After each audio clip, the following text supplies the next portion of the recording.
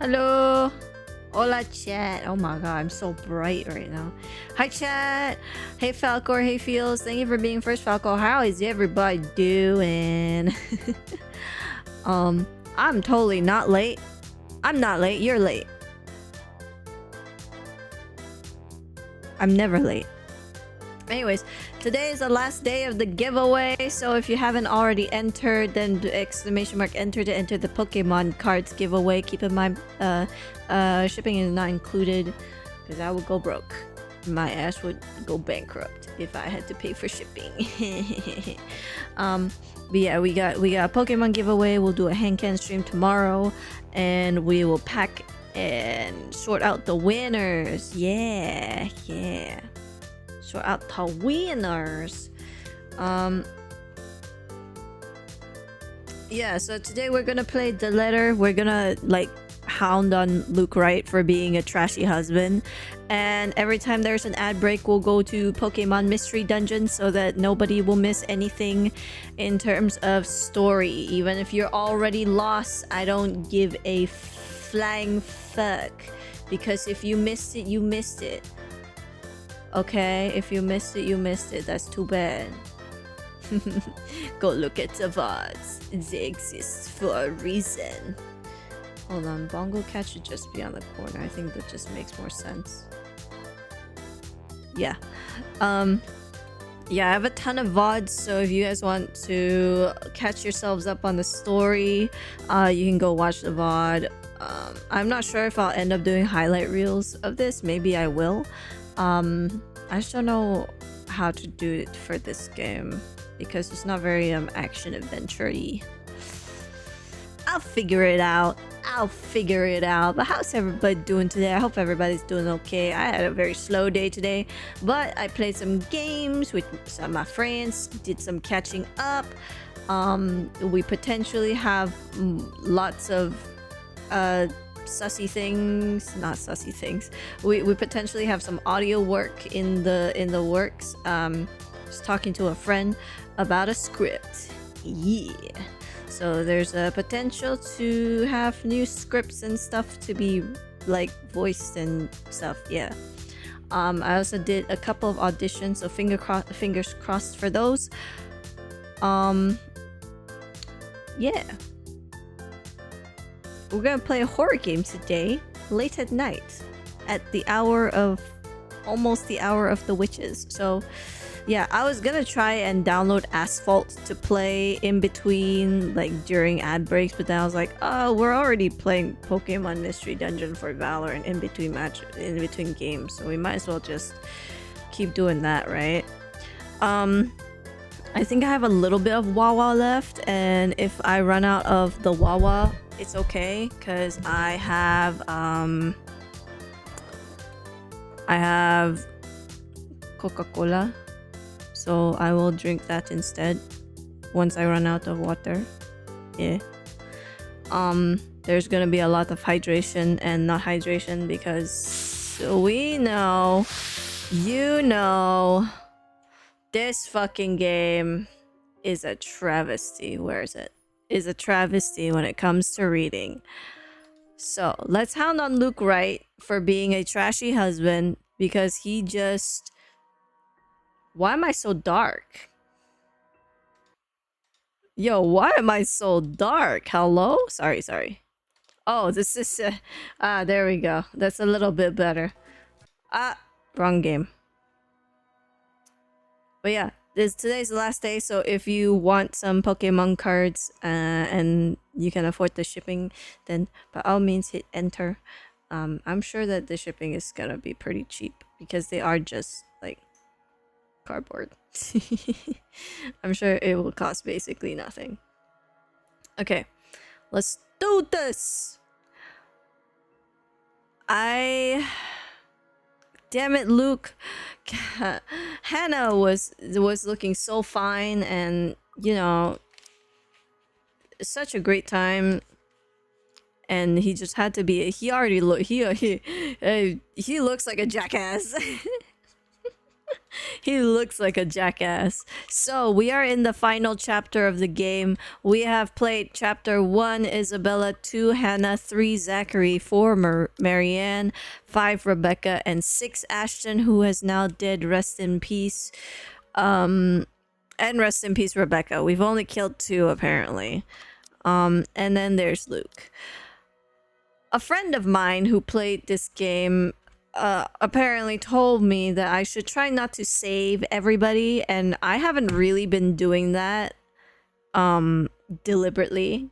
So I killed Ashton and Rebecca by accident, and Isabella's kind of in limbo right now, and these 3 are still alive, except for Hannah. There's something wrong with this chick. But yeah, let's I don't know what day we're in, so we'll figure that out. But we are playing now a British man. Excuse me. So get ready for me to sound very, very weird. Okie dokie Loki, ladies and gentlemen, let us begin. Let us begin. Thankfully, she's done as she's told, which puts this strange episode to an abrupt end. Unfortunately, she had to put her dress back on, so painfully and seductively slowly. I suspect she knows the things she does to me. Then why aren't you pursuing it? Work can wait. Also, I reduce the physics a little bit so that it's not so like, I'm turning my head, As much as I'd like to have the engine running, there are things to be done to make sure we can keep on enjoying a glamorous life as we do now. I'm starting to think you don't find me beautiful anymore. I'm sorry. There's something different about you. Your eyes are a little bit paler and you aren't wearing that pretty blue necklace. What happened? Is that what brought this on, then? You are an angel, a goddess, Hannah. Of all the flowers in this garden, you are by far the most beautiful and rarest of them all. I'm sorry, but saying that is not enough sometimes. Sometimes you got to, you know, give your girl some confidence, and you're not giving your girl any confidence. Mr. Luke Wright. I'm sorry, but you're just not. You're a posh man that's not being very posh, not very gentlemanly. Do you know what I'm saying? Every bloke would want to be with you, and every lady would want to be you. I'm sure it goes the other way around too. I'm not very sure if that's true. I'm lucky to have you, and I don't know how you put up with the likes of me. Yeah, I don't know how she puts up with the likes of you, brother. I'm really sorry, darling. But it really isn't a good time. Dude. I don't quite... Jesus. I don't quite think little Luke is up for some fun just yet either. Not after the blow he's had to he has been dealt by a violent ginger harpy. It does hurt me to see her upset because of something I've done or said. It always does. One can't always get his or her way, though. At least society would like you to believe in order to soften the blow of disappointment. And I'll have to take their side on that, just this once. Pulling her in for a hug and a peck on the cheek, I'm quick to pull away before I change my mind and make it more than that. Excuse me, sir. You said no. Don't you dare. Also, look what I added. Listen. I just hear that name and I shut up. Mufasa. Ooh. Do it again. Mufasa. Ooh. Mufasa. Ooh. I just had to do it. I was talking about it and I was like, oh god, I need to add that in. That's funny as hell. So now we have our list grows. We got Brain, Car, Miss, Mufasa, Knight, and Wow. I should make like a list somewhere so that people can see the sound alerts list. Yeah, I should make that maybe. I don't know. The sound alerts list. I can at least give her those. Chin up and smile. You'll get wrinkles frowning like that. And beauty sleep helps. Of course, my prince. I suppose I can do with the sleep. I swear her eyes are like lighter than they were before. Yeah, and her necklace is different. Am I tripping? I'm sure her eyes are lighter. Yeah. They're like grayer, and her hair's not as yellow either. Yo, what the fuck? The smile that lights up on her face is enough to make me forget about the oddity that had just transpired. I still don't understand this whole prince thing, though I'll let it slide for now. Seeing her with her golden locks and silver dress, it almost makes her queenly. With due respect to Her Majesty, of course.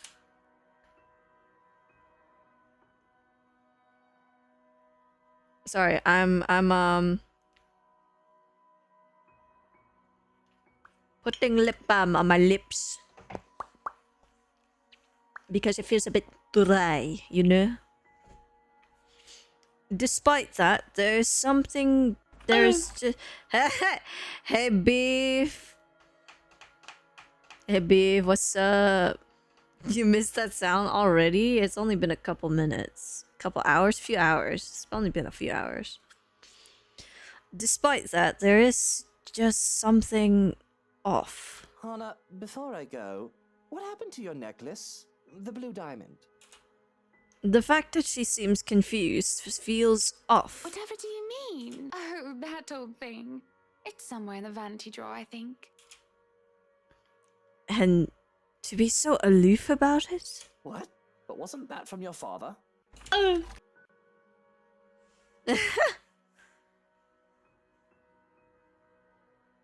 Knight doesn't want to put the keyword sound. That's so... What do you mean? She's got to do it. She got to do it, you know. She got to do it. It was a priceless heirloom, to be exact, handed down from one generation of Evans to the next. Whether it be to a wife or a daughter of an Evans. I know that Hana treasures it so, especially after it was given to her by with her own mother's passing. Then what is with that ugly thing dangling around her neck? It looks more like a choking hazard than anything.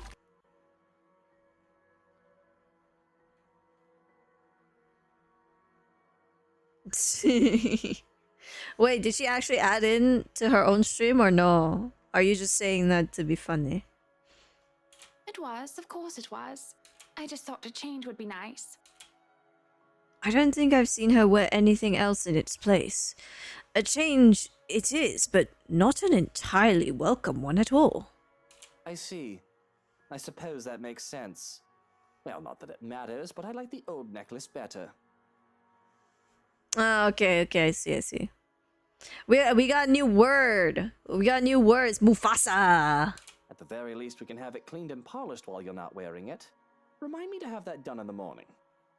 Whatever you wish, my prince. She's fully possessed. 1S, Mufasa as in like Lion King Mufasa. Right. You have a good night then, Buttercup. She's I fully... just hear that name and I shut up. Mufasa. Ooh. Do it again. Mufasa. Mufasa.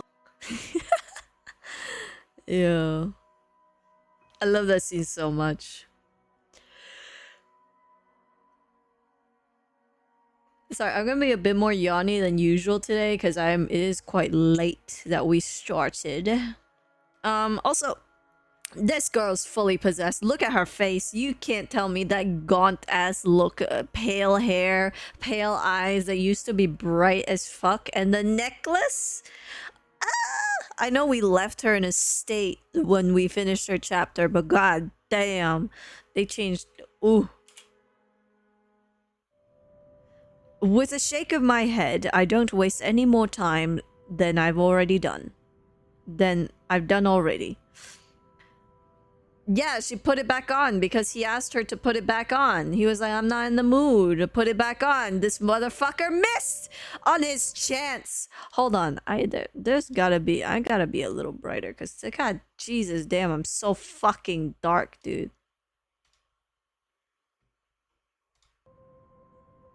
Yeah, he fumbled so fucking hard. He said, no, I didn't want to fuck today. It's not the time for a shag, okay? He says, time to go to bed, Hannah. I need to get to work. With a shake of my head, I don't waste any more time than I've already done. Heavy suitcase in hand, I head straight into the study and dive right into the contracts. There's a whole stack of them too, mostly to do with property management. Nonetheless, careful work needs to be put into them as with everything else. My attorneys have already checked them over, but I like to be precise. Hi, Lilac. It has been 7 years since the last time they did it, if my memory is correct. Huh? What do you mean? 7? Yeah, 7 years. Yeah. No, 7. No, they were married for 7 years, but this is their when we started the chapter when we started Luke's chapter last week, he said it was the first time in their 7 years of marriage where she initiated. Also, hi Danger, thank you for the head pats. I appreciate it. Thank you.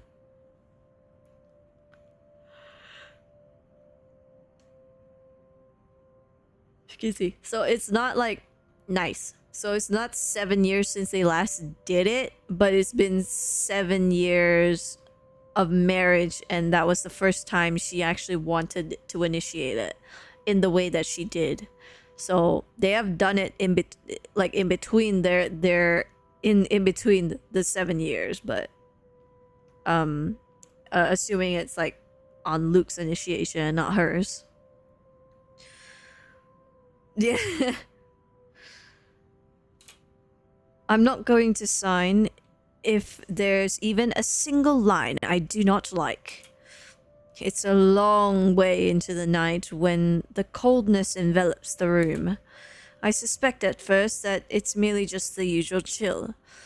But the heaters have been turned on as the strange sunny weather that's been gracing us as of late has come to an end.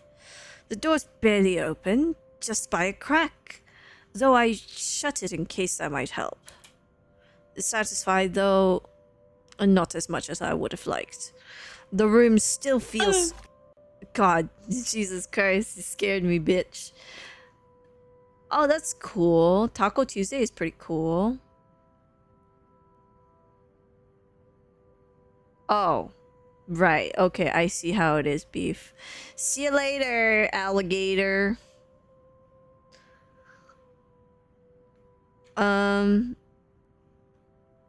Why is it not good?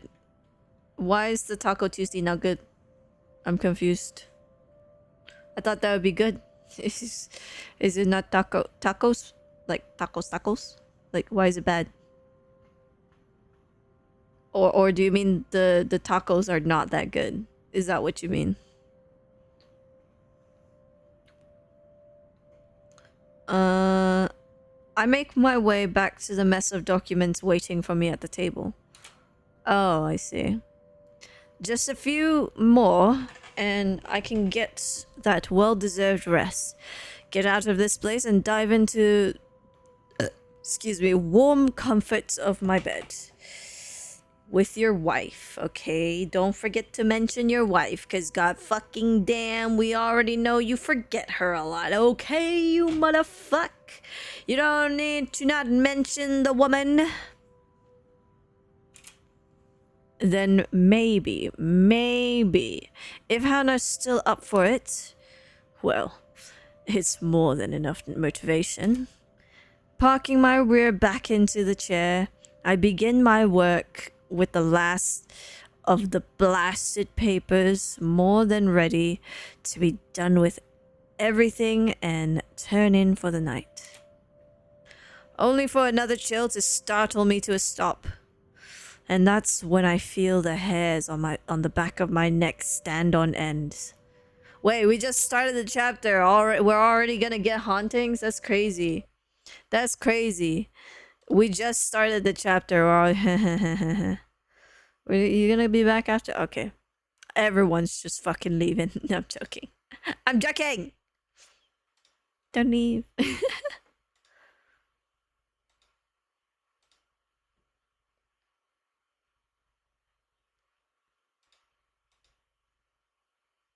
I joke. I joke. You'll be back, you promise? I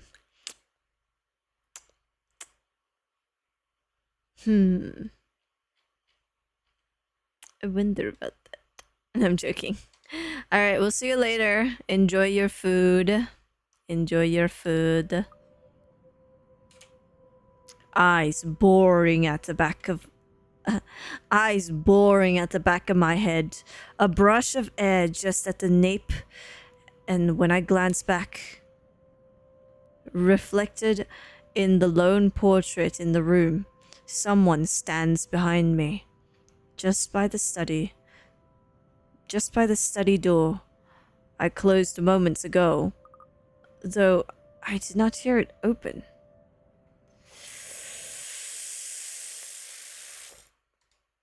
I hate it, I hate it, I hate it, I hate it, I hate it, I hate it, I hate it, I hate it, I hate it, I hate it. Hate. Fuck you. Fuck you.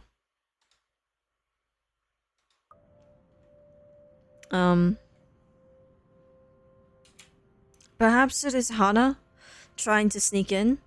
Oh, Soskin. Being a bellend of a spook as usual. Do I really have to ask people to knock before they enter? Seriously now, this is anarchy, and I'll have you know.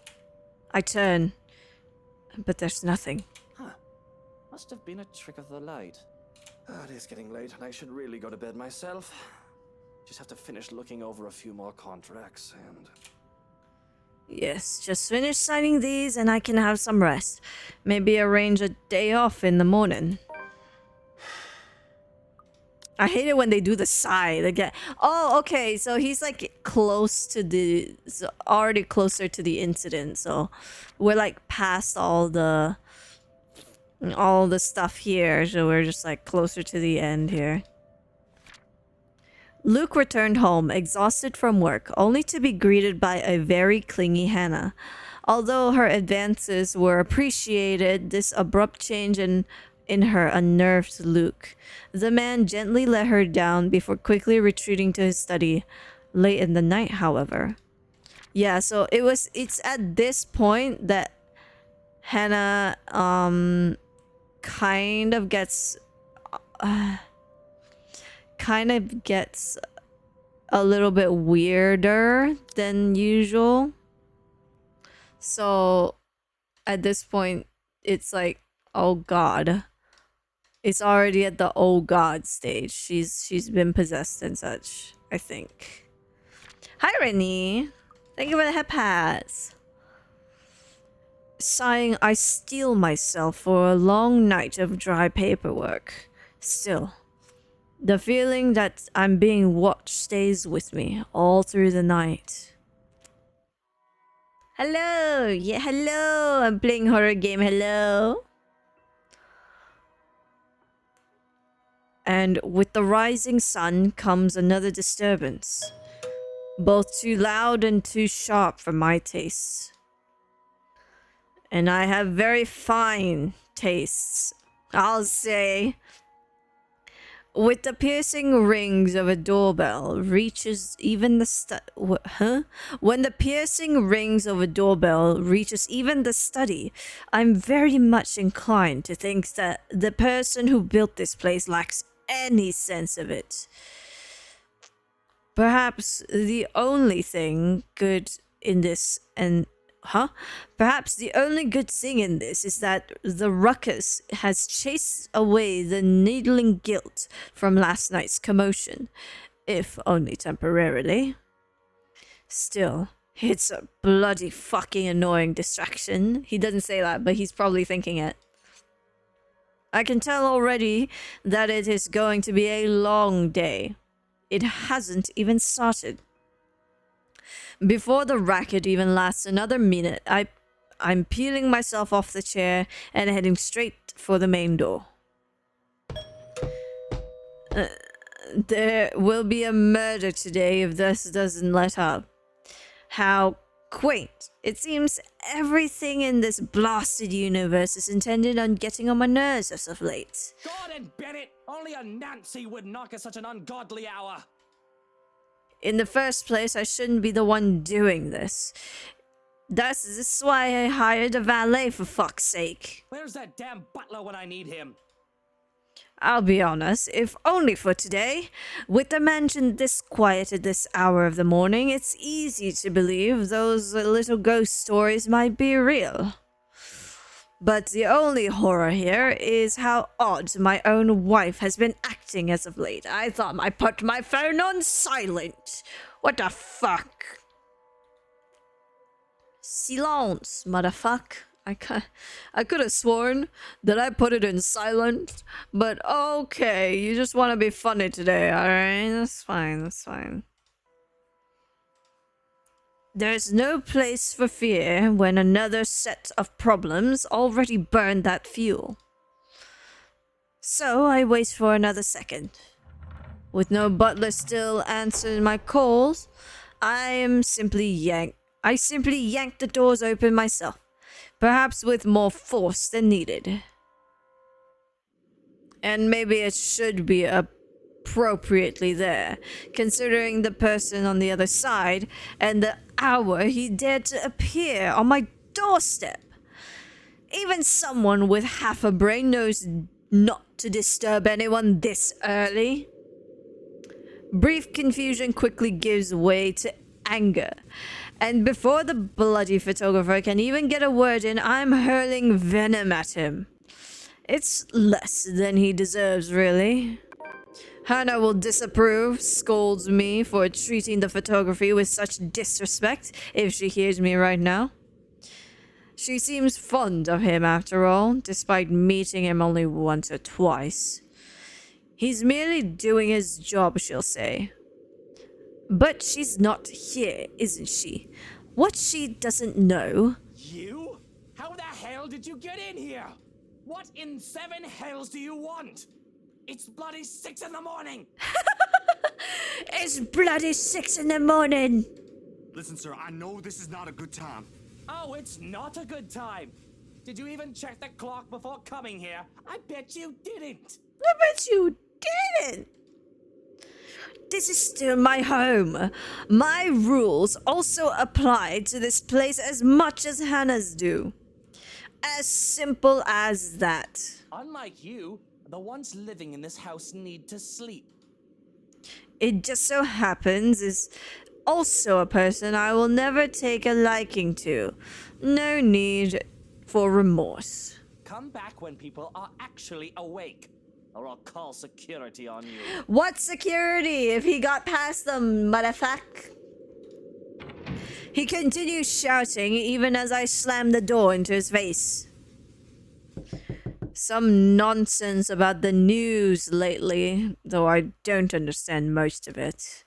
However, with the closed doors muffling the better part of it, and with no ears to listen, his triad doesn't last very long. Eventually he leaves and silence again fills the room as it should. Speaking of, I'm just gonna pour myself a Coke ready. Where is my fucking bottle?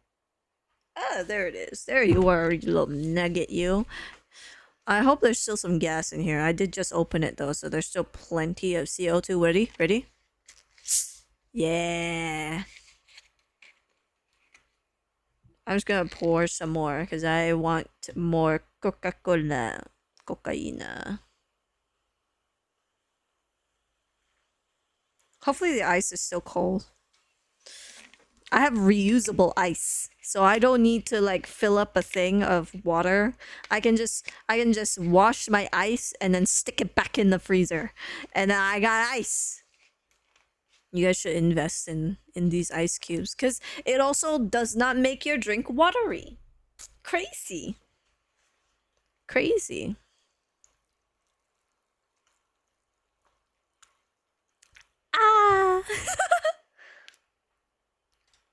Ah.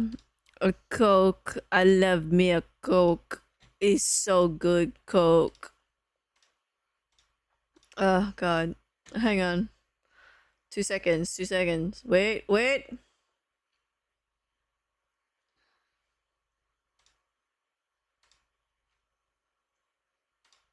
Wait. Wait. Wait. I'm totally not making sure I definitely tweeted out the tweet or anything like that. Okay, I did.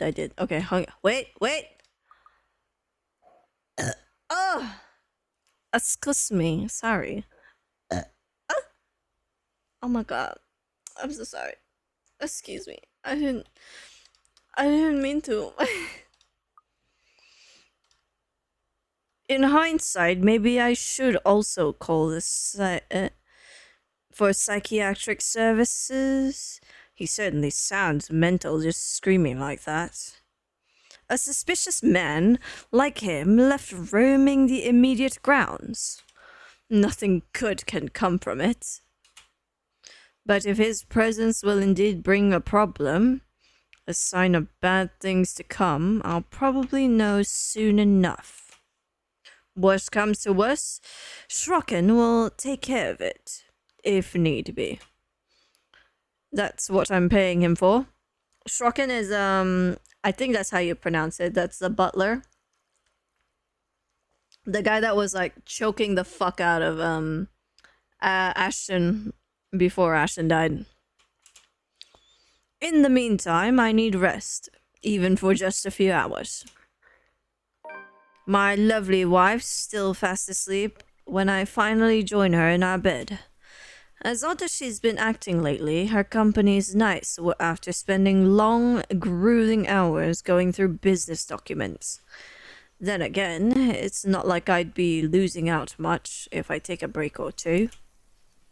In fact, all I have to do is say the word and Vance General Electronics stocks are going to go down. That's the least I can do after Rochelle Vance's outburst during the party. I highly doubt she will be Rochelle Lee for long. Not if Harvey has any sense in him. Rochelle is the woman who is pregnant, who claims Luke impregnated her, and what's his name? What did he say? Harvey. Harvey is the police. Was he the? He's like the head of the police. What was it? What's the word? Commissioner. He's like the commissioner of the police station, right? He's the commissioner. Commissioner Harvey. And he's Rochelle's husband. Yes. So with a sigh, I drift off, setting aside my problems, if only for a few hours. Waking up to find my bed empty hours later is a strange sensation. Not to speak ill of Hana, but I've always woken up first, even in the early years of our marriage. Mostly because I've always been accustomed to doing so. As a child, I woke up early to escape the house before one of Mother's scheduled day clients came in. Later on, I was to assist with breakfast and prepare for school. And it just kept with me through the years for one reason or another. If there was no reason to wake up at 6 in the morning, my mind always finds reason to. To work, to nurse a terrible hangover, to make sure I was the one leaving the bed first, just because, and not the other way around. Checking the time on my phone. Checking the time on my phone shows that it's already 8:30. But what can I do about it? 8:30 is 8:30. To those of you who don't know. Getting up is an entirely different problem on its own. Waking up, after getting only a few hours sleep in, has my body stiff and sore and my mind feeling lethargic. God, Luke, you're so weak. Come on. I get an hour's sleep sometimes between me needing a shower and going to lectures and actually sleeping. That's pathetic. He had a good 2 hours at least. 2 hours and a half. A part of me wants to go back and doze off again, an alien feeling to me, but it's already far too late for my tastes. All I can manage is to sit up before there's a knock on the door. Yes, come in. I'm decent. I don't see why you have to knock. Even if I was only in my knickers, underwear, there are only 2 others inside the house aside from myself. I've arranged for the staff to have the Sunday off, what with it so close to a holiday anyway, so that I can have some peace and privacy. The security outside doesn't count, of course. There's no need for Hana to knock, so I expect to see the butler and ready myself for a reproach. To see that it is Hana is odd, but not a cause for concern. Most likely, she too found it strange to see me still sleeping and had let me indulge. Yet there's something off. I just can't put my finger on what it is. Yo, Luke, 7 years of marriage and you can't tell that your wife's eyes have suddenly gone a little gray, and so has her hair? You don't think that's a little weird? No? Luke, you're a terrible husband. I'm sorry. I know he has a feeling that something is off. At least he's got a feeling of that, at least. If he didn't whatsoever, I'd be like, bro, I'm judging the fuck out of your ass. I'm still judging the fuck out of his ass right now. Whatever it is, it can wait. It cannot wait. She's possessed. Besides, when there are strange things, it's better to wait them out, as they often become apparent with time. I think this is pretty apparent, don't you think? Not that I should complain when she greets me with a sunny smile on her face and a tray of food. Good morning, dear. It looks like I overslept, huh? I haven't had that pleasure in a long while. You should really indulge in it a bit more, my prince. I hope you do not mind, but I made breakfast for you. Yo! Oh, God! Because we've been with Hannah already back in chapter 3 or 2. Was it chapter 3 or 2? 2.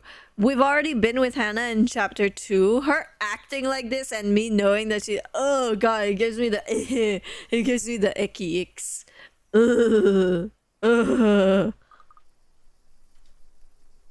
I've been expecting her to tell me that she brought a meal up in order to eat together, not that she's made it. For in all our marriage, Hana had never cooked once. Excuse me.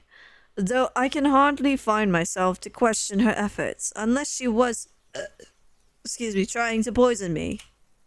Perish the thought. But she carries with her a platter of pies, delicious-looking round pockets of goodness.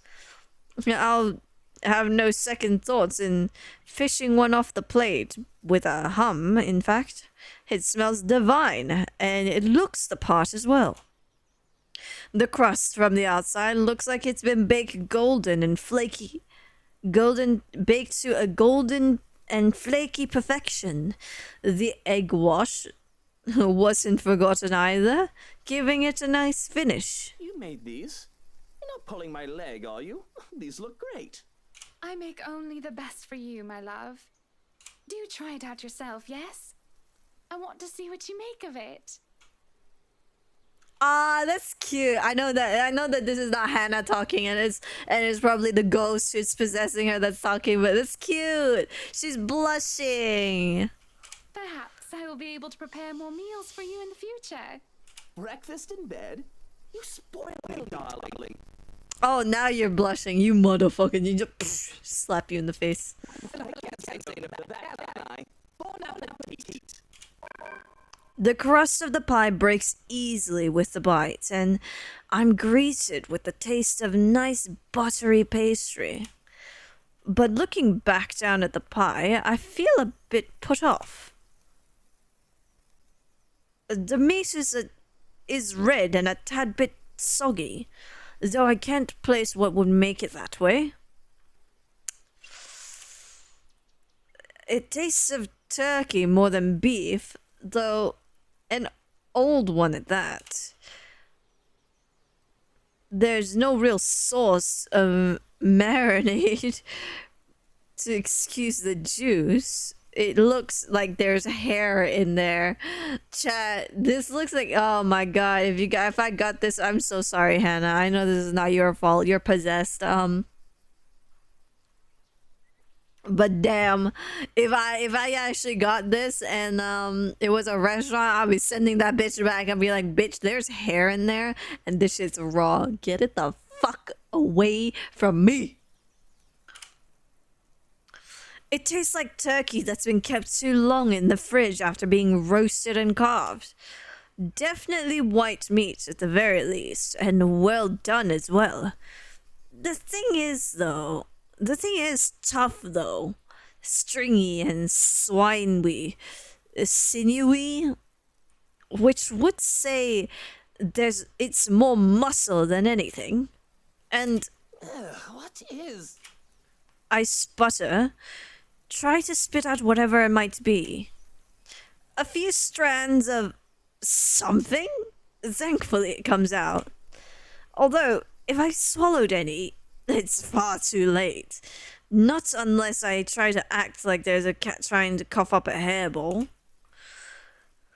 It's just unfortunate the odd sensation of it being stuck in my throat still lingers, even as I down a glass of juice she has brought with the meal. Buttercup, are you sure the ingredients you used are clean? Oh, I do apologize. That must be, Chef has been feeding some stray cats lately. There are some roaming around the property.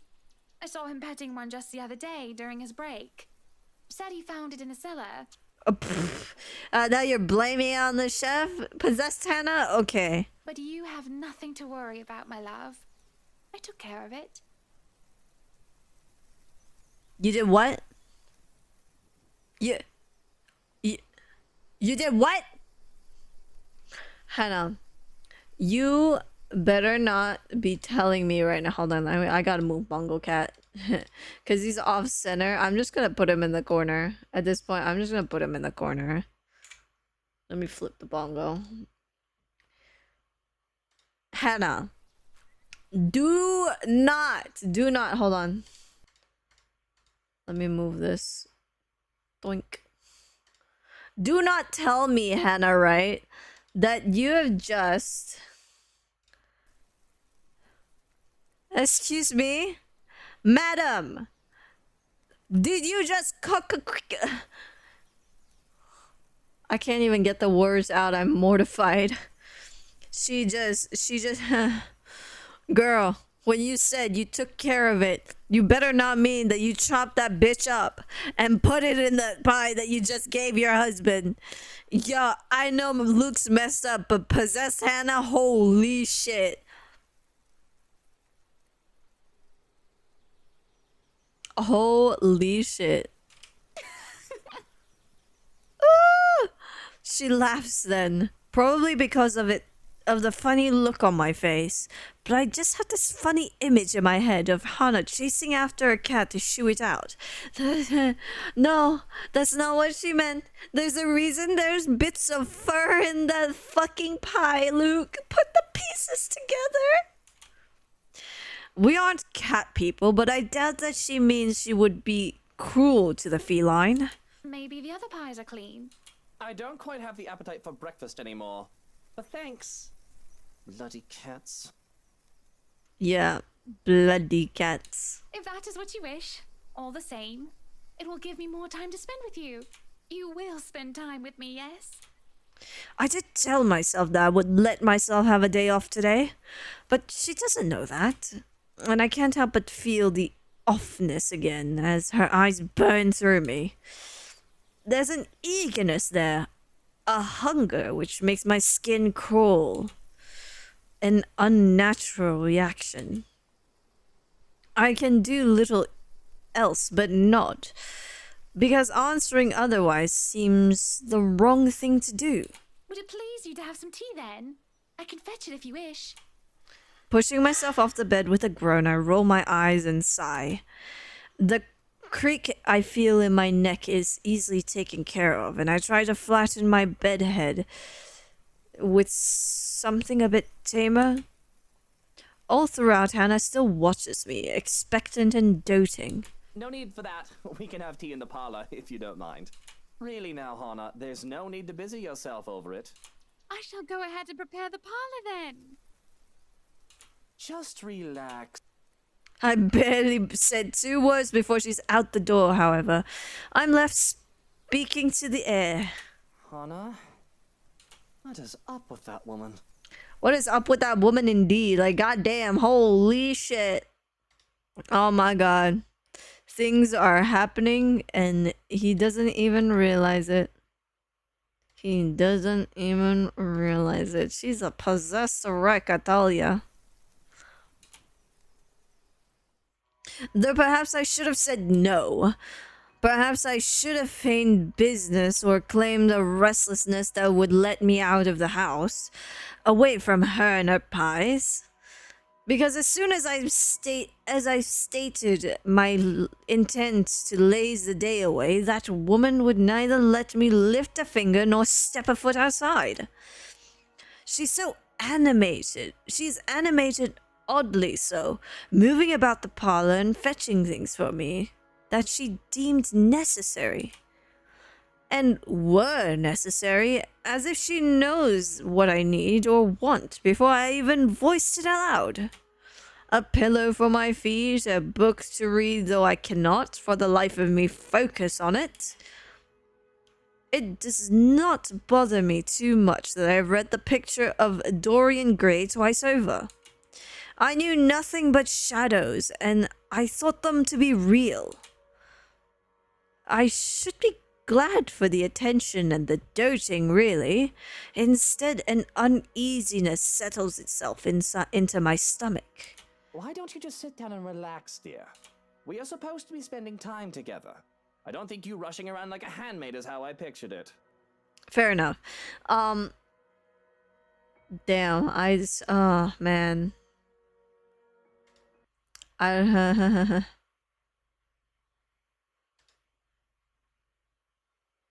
Wait.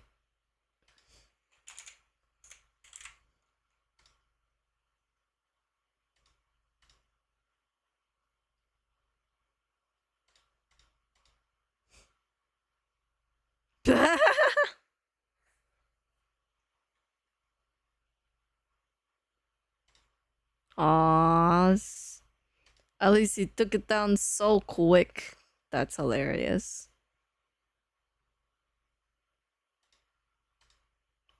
That's so funny.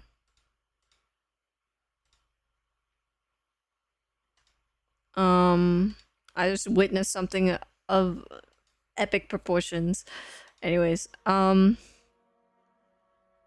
yeah, well, at least he's noticing that something's wrong, but he's not quite clocking it in just yet. It's not quite slapped him in the face just yet. I don't think it's gonna slap him in the face until the point where this happens where she's like at the top of the stairs here. Right here. I don't think it's gonna happen until then. And we have 2 more days before that even happens. So, oh, this is gonna be so fun. You are wearing yourself out, and the sun is still high in the sky. There's a stiff jerk of her head, as if to say no while she busies herself with making tea with water already lukewarm. My instructions to take leave may be the only one she refuses to follow. Even if I express concern for her well-being and point out that there are others assigned to the tasks she wished to carry out. You do not need the others. You have me.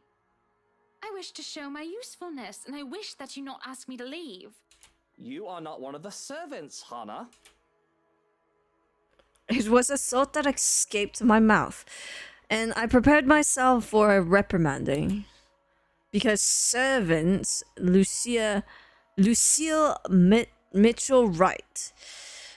These are our employees and you will treat them with respect, at the very least. Yet, that didn't come. Of course. Of course, I'm not a servant. I am your wife. Your princess. Ad break in 5 minutes. So, Pokemon in 5 minutes, chat. So that nobody misses out on anything. I think we're both a bit too old to be playing prince and princesses. I do not know what brought on such behavior from her. Yet I can't bring myself to scoff at the idea. Not when she looks torn and kind words might bring her some degree of comfort. I will indulge in this delusional talk of monarchy, to an extent. One could suppose that Hana is indeed Luxborn royalty after all. Excuse me. But as I've said in the past, this sort of obsession does not quite suit me. Yes, I do crave power and attention, but this sort of thing is suffocating, stifling, wrong. It must seem complicated and contradicting, when in all honesty it's quite simple. If Hana were to even put me on a pedestal... Oh, that's as ever. If Hana were to ever put me on a pedestal, she would be turning into every other woman that I've managed to seduce due to my money and station. She'd be nothing, less than the Hana that I found to love. She'd be nothing but a mindless follower. Love and obsession is not one and the same. Okay, with that I will agree. Love and obsession is 2 different things. You cannot be in love and obsessed at the same time.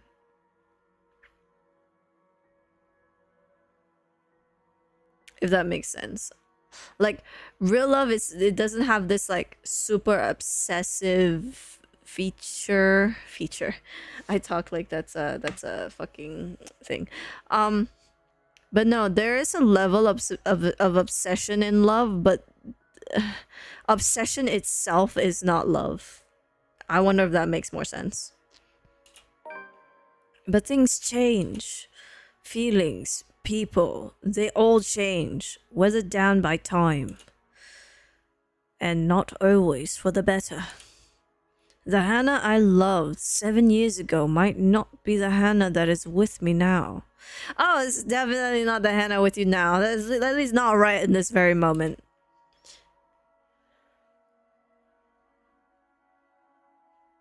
Oh, excuse me. Though, I have to ask myself if it makes me love her any less. Perhaps. I don't want a lovesick woman who puts another before herself. Princess. Oh, no, Hana. You are my queen. And a queen needs to sit next to her king. So please, sit. What? I'm sorry, I can't help but cringe. Oh god. I'm not cringing because like, oh my god, that was so cringy. I'm because I like the oh you're my queen. And a queen needs to sit next to her king, but the so please sit. I was like, ah, dude. I can still feel them. Little bugs on my skin, crawling and squirming. But I ignore them as Hannah sits down next to me and I put my hand in hers. The touch nearly makes me want to pull away. For now, I feel them burrowing into my skin, digging holes into me, though there is nothing to be seen there. I clasp her hand, though her touch burns both cold and hot. I did not like the thought that Hannah, my sunshine, my darling, is someone I should fear. It's a bit of a paradox. For all that I do and should feel at peace in this quiet moment, dread takes every part of me. A small voice in the back of my head screams that there is something wrong, but I cannot bring myself to look into it further. The whole thing doesn't even last. The tea is ready. I should go. I've forgotten the milk and sugar in the kitchens. If you may excuse me. What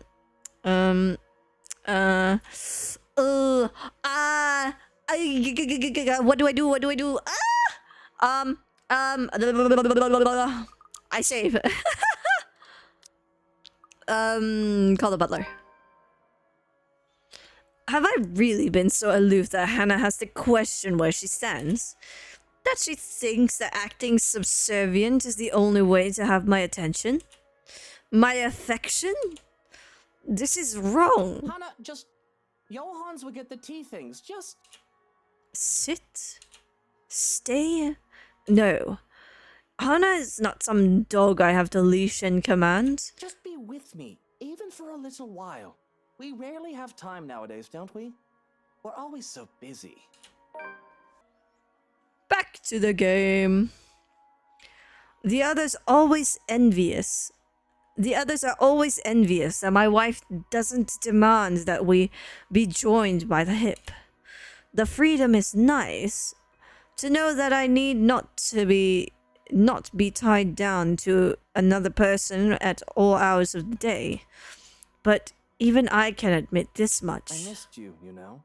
Let's just sit down together, yes? She looked conflicted, though the reason eludes me. In the end, she chooses to stay. A summon for milk and sugar to be brought is sent out. All the while, Hannah remains restless. She doesn't utter a peep when Shrokin brings in things for brunch, as I may or may not have hinted that I've yet to have breakfast. Tea things are set in place along with sandwiches and all sorts of finger foods. But it's when the other man draws near to her, intent on serving tea, that Hannah's calm starts to wither. She's on her feet, hands out to take the teapot from him. The look on her face is one of disgust and annoyance. I've seen that expression before many times. In the mirror, but never on her. It doesn't suit her. Much like the way she speaks now. You are not needed here. You can leave. Now. Oh, of course, madam. If you may excuse me, sir, I'll... Shrokin, stay. Just let him do his job, Buttercup. That's what he's here for. No, he is not supposed to be here. None of them are. This home is for you and I. Others are not welcome. I want them gone. They do not belong here. They are not like you and I. But you need them. Hello, this is a big mansion. You gotta. Oh god. Something is wrong. She's wrong. Hannah's always been kind where I was not, and I loved her so because of it. Yet now there's no warmth in her voice. The way she talks is too cutting and harsh. The way she holds herself is unsure, stiff and awkward, as if she's filled in shoes too small. This isn't Hannah. the thought itself is an impossibility. It's not like someone can so easily be replaced by an imposter. I would know. Well, he's starting to kinda get it, but it's not quite there. So why is she so wrong? What's going on, Hana? What brought about this childish temper tantrum of yours? You know well enough that what you ask is ridiculous. What has caused her warmth to go cold? I don't know what brought this on. I don't know if you woke up on the wrong side of the bed or if Johans or any of the other maids ripped your favorite dress or something. But I am not going to get rid of our staff just because you're acting like a child in a sulk. And wasn't that something? Often enough, I'm the one who's compared to a little brat, and not the other way around. But it didn't amuse me enough to distance myself from the situation. Excuse me. Grasping at Hannah's shaky hands before she actually does have a temper tantrum. Excuse me. I have to stop myself from flinching. Her skin is hot to the touch, and if the feeling of bugs on my skin bothered me before, they're nothing to the stinging sensation I feel right now. Having her hand in mine should feel right. You still do not understand, do you, my love? Not yet, but you will. You will. Oh my god. Yo. Get the fuck out. Get the fuck out. You should, like, yeah. Leave. Cloudy eyes focused on me, ardent and filled with desires. It feels as if I'm being stripped until my very soul is bare. But it isn't a searching look, rather one that wishes to claim. The look she's giving me is nothing short of unnerving. But watching as her eyes roll in the back of her head is a decidedly more terrifying sight. Huh? Yo, what? Ah! I let go and feel as her hand slips through mine before she falls to the ground. Not intent on getting dragged down by dead weight. It doesn't make me feel so horrible. It's an act of reflex, more than anything, with the number of dead bodies I've handled in the past. It's never a pleasant affair when a corpse tilts forward and pins you down. It still doesn't make it any better, of course. But what can I do? Catch her? Well, yes, but it's a bit too late for that, isn't it? Inexplicably, the stinging sensation on my skin fades away. Not that what I'm feeling right now is any better. The whole thing brings unbidden images of Mother to mind. It makes me feel sick. I want to cry and beg my audience be damned. But my scream dies out before it could reach my lips. A half-choked sob. Acting like a blubbering babe won't help. I've seen this before, but not to her. Mom, please wake up. Please. I'll be a good boy. Just don't leave me. Really? I should be more concerned. Yet here I am, a deathly calm befalling me. I waste no time kneeling by her side, tapping a hand on her cheek in a flimsy attempt to wake her. Her skin's too pale, and Shrocken does his best to find what is wrong with Hannah. Even her golden hair has lost its sheen. Her pulse is quick and her breathing shallow. I half expect her to be as cold as ice, with how she looks, yet she's still burning like a furnace. At the very least, that just means she isn't dead yet. Well, should we call for an ambulance? If she doesn't wake up soon, yes. But it's best not to move her just yet, and Luke, what's going on? What happened? I have no plans of apologizing as I shove the butler aside to check on Hannah. Though she's still laying on the ground, all that matters is that she is awake. That she isn't dead. Just the thought of it. Fuck! I don't know what I would do if things were to contrary. Hey there, sunshine. How are you feeling? Do you think you're up to standing? I don't feel too good, no. But I think I can stand.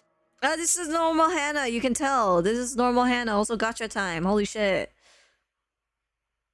That sucks. She reaches out for my hand and I'm quick to take it. Her cold and clammy skin is a cause for concern, but I force a reassuring smile on my face. At least I hope it's reassuring. This isn't exactly an emotion I'm used to plastering on my face. I rarely have need or want to reassure anyone else. The most I can hope for is that I don't make her worry. Come on then, let's get you up. Careful, careful.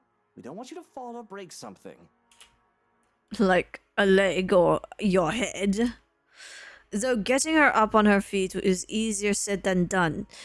She claims that she can manage to stand, but she's completely dead weight as I lift her up. Weak. Too weak. I can feel the trembling of her body, as if just existing had exhausted her. The possession is exhausting her body. I'm not surprised, because this fucking ghost is probably making Hannah do way more things than she's used to doing. Oh, here it is. Come Sunday morning, Hannah catered to Luke hand and foot, much to his discomfort, even serving him food despite its questionable appearance and taste. Though he managed to stop her from fussing any further, without warning she seizes. I think at some point in time of the day, the ghost doesn't have any power and therefore loses control of Hannah. And Hannah is back in her body right at this very second. I think that's what this is. Soon enough, Shrokken aids me, and we manage to let Hannah onto a chair without further incident. I have half the mind to retch free and run. This is all too familiar, and I want no part of this. But do I even have a choice? At the moment, I suppose, yes. I'm not running away. That's preposterous. I just need to get some air. Shrouken, take her up to our room and take care of her, all right? Schedule an immediate appointment to a physician. Get it done. As soon as possible. I just need to... Breathe. I need to breathe. Sorry.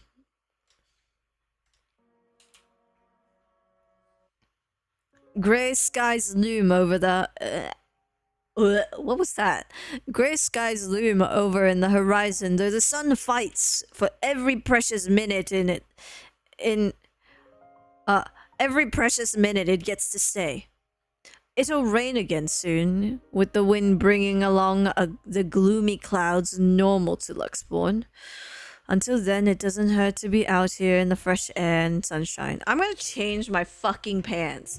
Holy crap, these shorts are eating at my thighs, dude. I need to change my sweats.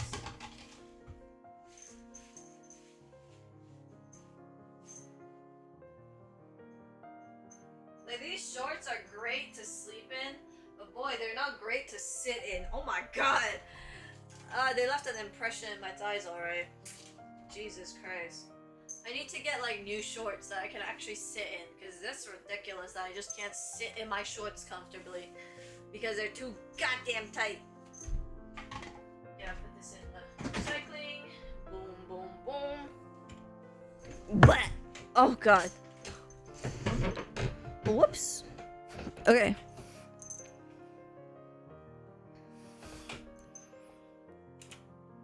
I walk to the... Hold on. Am I in the correct position? I think I am. Hold on. Okay. I walked to the gardens, what little of it there is at the moment anyway, and kneel by the daffodils. These were the first to be brought here and planted at my request. And if nothing else, they brought in a sense of peace. They were Mother's favorites. Closing my eyes, I lift my chin up and welcome the light that shines upon me. And for a minute, I can imagine myself as one of the flowers, peaceful, blooming, and all too happy to stand in its warmth. Life would be much easier if we were like flowers, wouldn't it?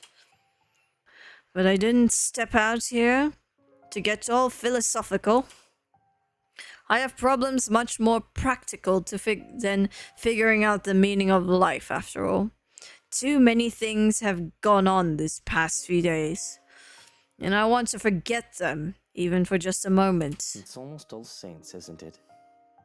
To think I've almost forgotten. I speak the words absent-mindedly. The date means nothing to me, as I neither worship the religion nor have any graves to visit. After all, Mother was never given a proper burial. But it's a date, as good as any, for me to grieve otherwise. I would have done so every single day, crippling myself and shutting everybody else out. I can remember how the flames licked at her flesh and how it consumed her body until there was nothing left but ash. I stood there watching with the operator and the social service worker, though I could have been alone for all I care.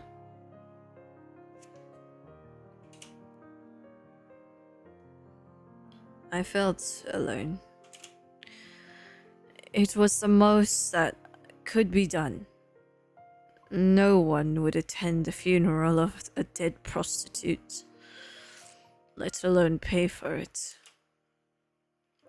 All that is left of her, proof that she had lived, is her name written in a ledger of Luxbourne Cemetery. A lighter and me. Pulling out the lighter from my jacket, I can't stop myself from flicking it open and staring at the flame and run my thumb over her name. All in all, it isn't much, but it's something.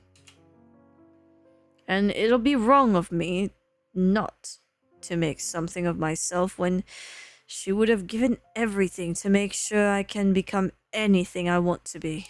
Feels like I'm stuck in a nightmare right now. What I would give to have you here by my side, Mother dear. To see you smiling at me. Alive and as beautiful as ever. I'm afraid I'm starting to forget what your face looks like. I've already forgotten the shade of your hair. It's probably the same shade as yours! Man, this makes, This doesn't excuse his assholishness, but it does make him a bit more human.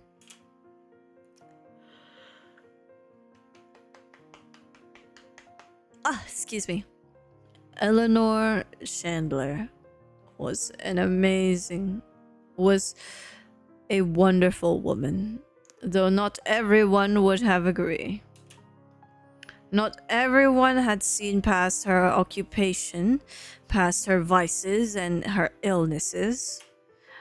All they saw was a poor woman who sold her body to make ends meet and had a bastard son because of it. They didn't see the mother who worked hard to put food on the table for me, the woman who gave and gave and gave to me while expecting nothing in return. She taught me the merits of hard work, but though I loved her so, I worked hard for myself. Excuse me. Excuse me. I would not be so foolish, so selfless towards people who would never give back. I learned that from the father who plucked me out of an orphanage for his own selfish gain. I pocket the lighter before I feel the urge to actually set anything ablaze. Considering my close proximity to the flowers, they would be the most likely victim of arson. Just the thought itself is blasphemous. Nevertheless, that doesn't save them from being picked. Just enough to make a bouquet for the things in honor of Eleanor. Would you be proud of me if you saw me now, Mother? Maybe. He's so sad. He's so sad, guys. But we're still gonna roast him. You're always so forgiving. No matter what trouble I got into. More than I deserved. Especially now. It's been a while since I've talked to my mother like this. They say that even when your loved ones have passed on, they stay to watch over us. Though I believe in neither a heaven nor a hell, a hopeful part of me wishes it were true. Ugh, excuse me, as ridiculous as the idea is. I can't help but grow still, a chill going up my spine when I do feel eyes upon me. For a while I think I'm imagining it, but I'm too familiar with the sensation of being watched. Carefully I scan my surroundings, doing my best not to give away the fact that I'm aware of their presence, whoever they are. But there's not a soul in sight on the field surrounding the mansion. Yet, there on the balcony overlooking the garden, she stands there, and though I can't see her face clearly from afar, I know she's the one watching me, staring at me. A servant, if one were to judge from her clothes? From this distance, I can't discern what those stains on her clothes are. The woman gives off a rabid air and simply did not belong with her surroundings. That isn't what worries me, though. What worries me is that she isn't one of ours. She can't be. Obvious signs of being tattered and dirty state aside, there shouldn't be anyone else in the mansion except for the three of us. And that's the balcony that leads to her bedroom. Forget pretending that I don't notice her. What are you doing there? You're not supposed to be there! What in the Draco Malfoy? What in the fuck?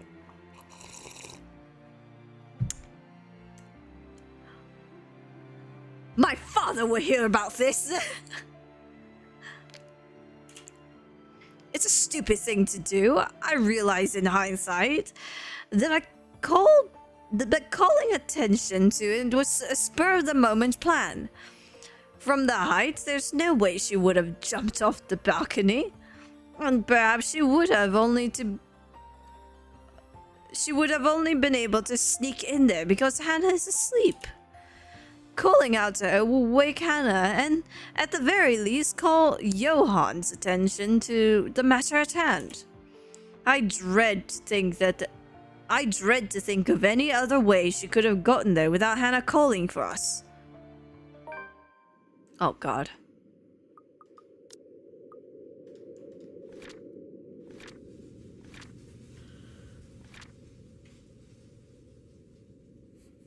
Waiting alone, wanting some alone time and fresh air, Luke excused himself, lingering in the gardens as he remembered the memory of his late mother.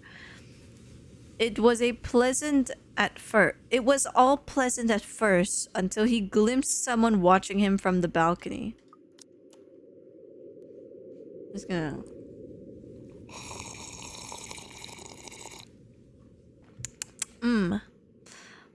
The woman on the balcony doesn't react. Barely even stirs. Probably drug-addled or touched in the head.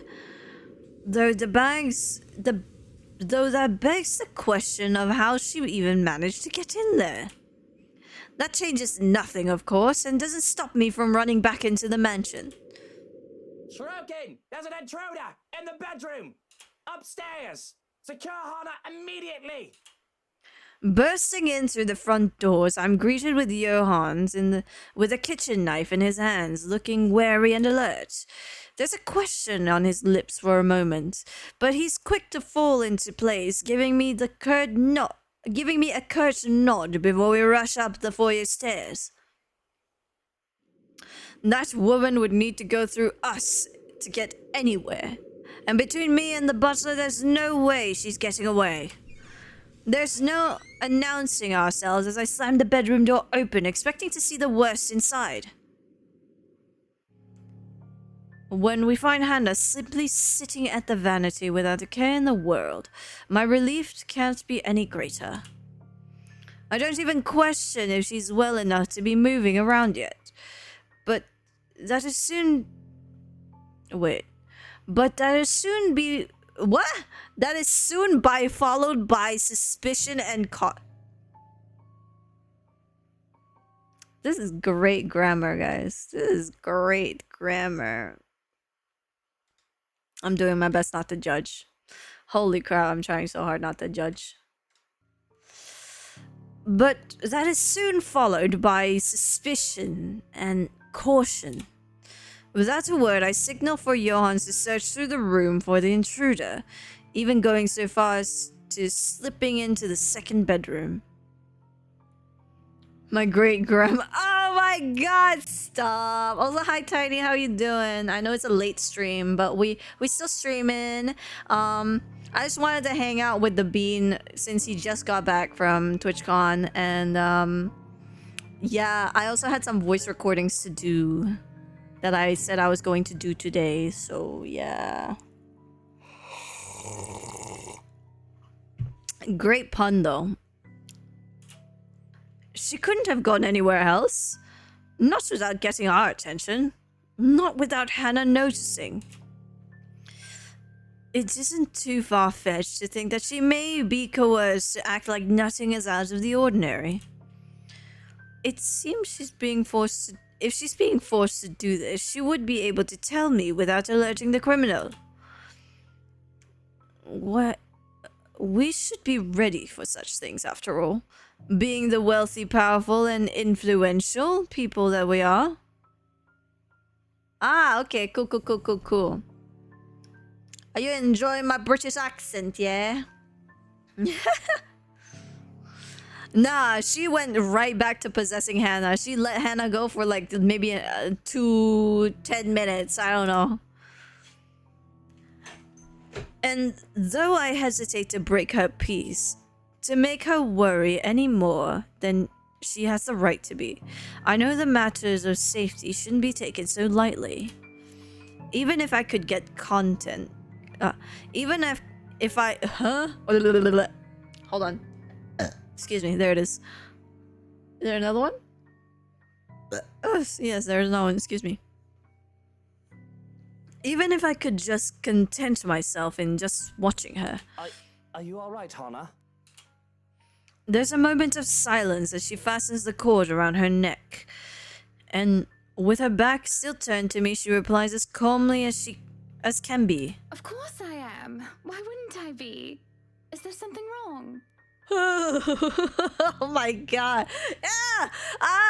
Creepy Hannah. There's no signs of coercion or deceit. She gives none. Everything looks fine. Seems fine. Hannah says as much. Stepping out onto the balcony doesn't say anything differently.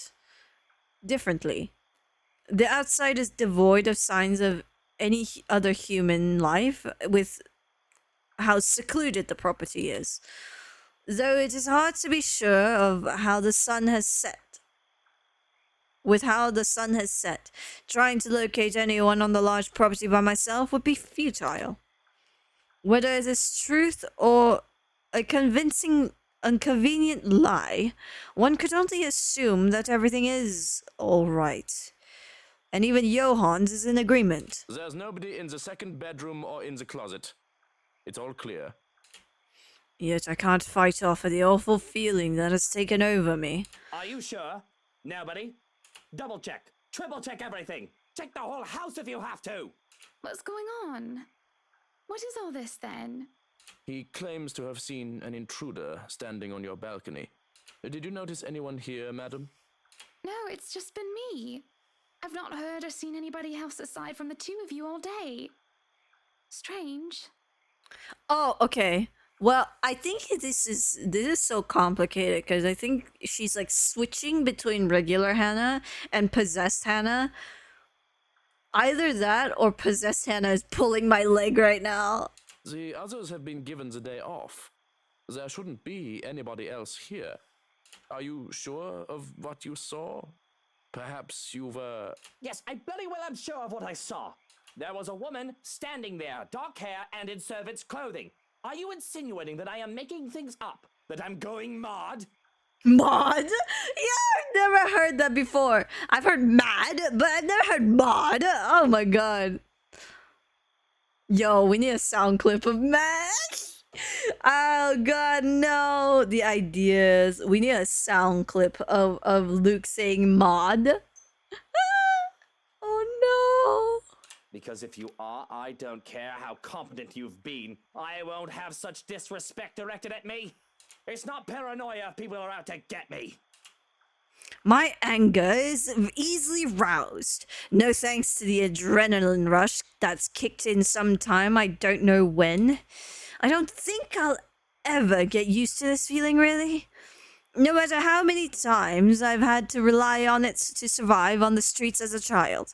To survive everything with how high I've managed to prop myself up. And I take any and all threats towards my person seriously. I'm not implying that you're mad. The occasional hallucination is a completely normal human experience, as long as it isn't a repeat occurrence. So what? Was that the trick of the light? My imagination. You haven't ingested any alcohol today, have you? A valid question, but... I am not drunk. You have good taste, my friend. Oh, hey, Knight. Oh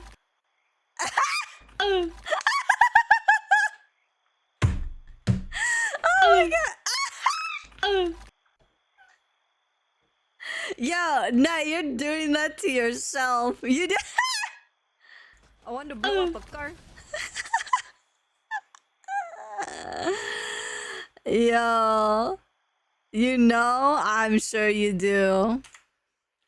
I'm sure you do. Well, thanks for the raid, Knight. How you doing, Pit? Car, born to blow up a car. Oh my god, you missed it. You missed Luke saying mod. Yo, I'm gonna repeat it for you guys so you can listen because it's so funny. How was stream? I hope stream went well. I caught like a glimpse of it. I hope it went okay. Hello Raiders, if you don't already know me, my name is Phantom. I'm a persona VTuber. I'm an artist, voice actor, and content creator. I do variety streaming here on Twitch. We're playing The Letter today. Horrors and scares all the way. Boom. I do stream on other sites as well. I do make content in other places too. What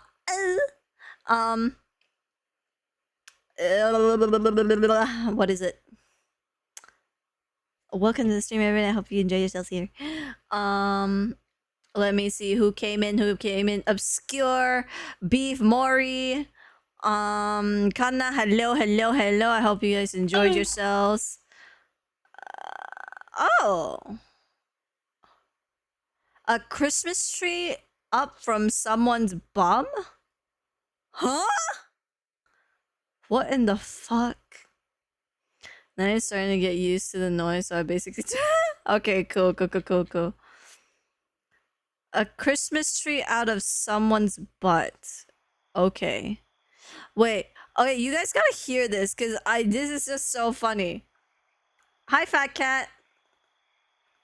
A joke turned wrong, yeah, I'm sure. Look, listen. Ready? There was a woman standing there, dark hair and in servant's clothing. Are you insinuating that I am making things up? That I'm going mad? Mod? Yo, I can. That's so funny. I'm gonna make that a new sound alert. I gotta make a new sound alert now. Mod?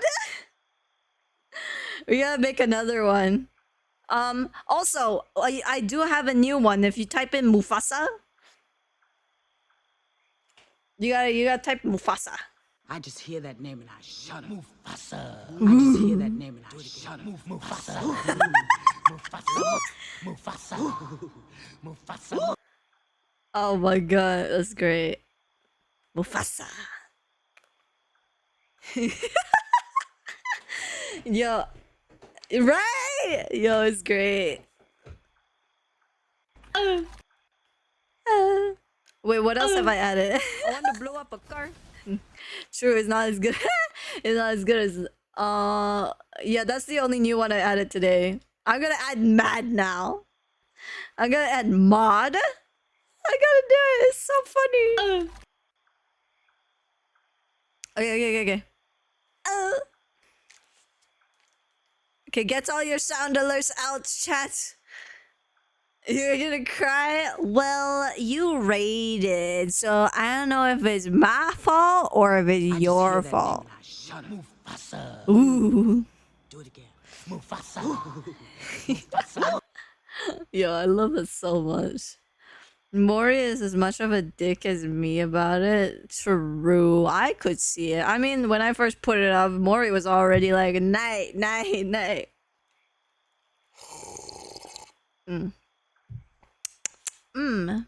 Delicious wawa. It's not water, it's cocaine. I'm drinking some cocaine because it's late. We are late stream, guys. I gotta keep alert somehow, right? Especially with all the scary, wary things gonna happen. Oh my god. Oh. You want? I got a whole bottle left. Cocaine. Yeah, I got cocaine. Cocaine. Spelled like this. Spelled like this though, because it's a cocaine. Yeah.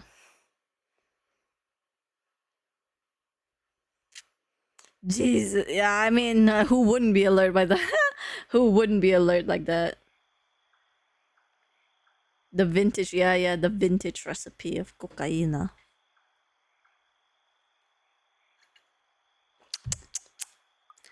Wait, I'm almost curious. When you say Coke, do you spell it C-O-K-E or C-O-C-E? I had to think about that one. Because I would spell it C-O-K-E. Hence why, if I was to spell cocaine, I would spell it like that. C-O-K-A. Coca. You motherfucker. Yeah, I thought so. Oh yeah, giveaways ending tomorrow on tomorrow's stream. Yeah. Coke is a bad translation. Is quite bad translated. Well, I don't know what it is in other countries, so I do mean the English version of Coke and not any other language. 'Cause I don't know what it is in every other language, so I do just mean in English. I just want to go back to the mod thing because that's so funny. Wait. There was a woman standing there, dark hair and in servant's clothing.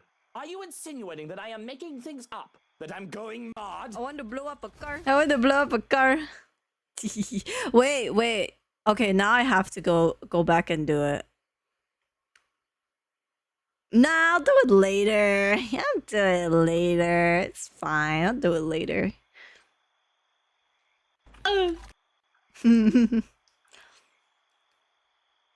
Coke is used more often anyways. Yeah, that's true.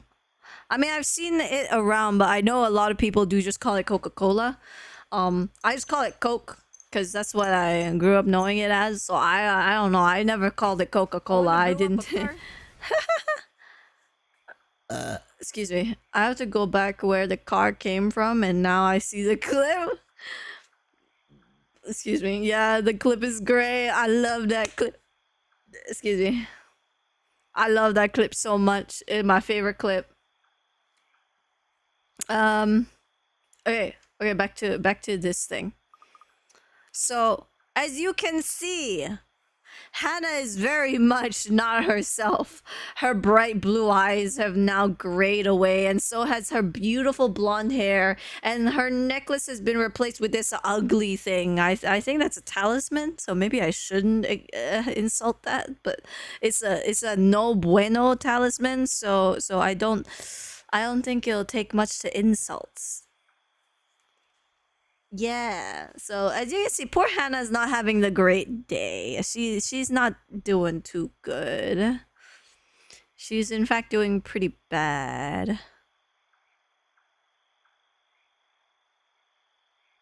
I mean, you can say that, but if you had a partner that is not acting themselves and looks like they've probably seen a ghost or are practically becoming one, I doubt you'd want to see them in lingerie and you'd want to just take them to the hospital. That's just me, though. Maybe that's just me. Because if I see my partner sick, I ain't gonna want to have sex. I want to, like, make sure they're better.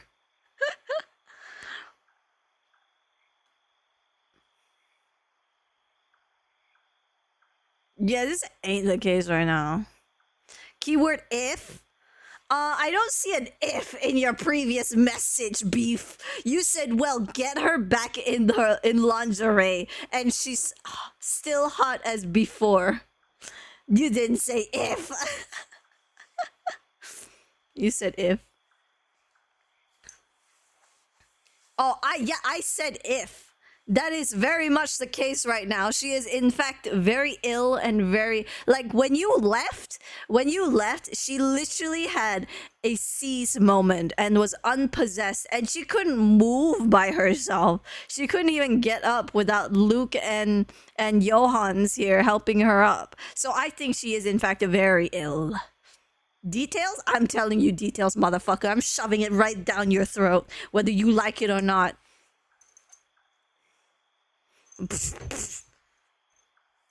Just low on iron? Yeah. She's totally just low on iron, yeah.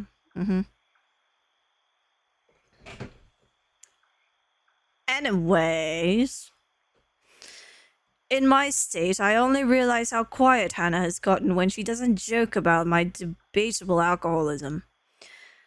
There's no clever quip or words of fond exasperation. She's only been watching me through all of this. And when I do notice that, I start feeling bugs crawling on my skin. When I didn't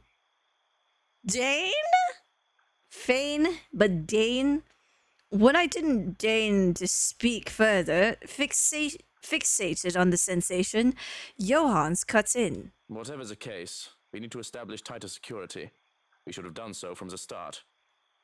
And then why didn't you? This mansion is kind of big. Anybody could have gotten in from anywhere, including the windows, the back door, the front door.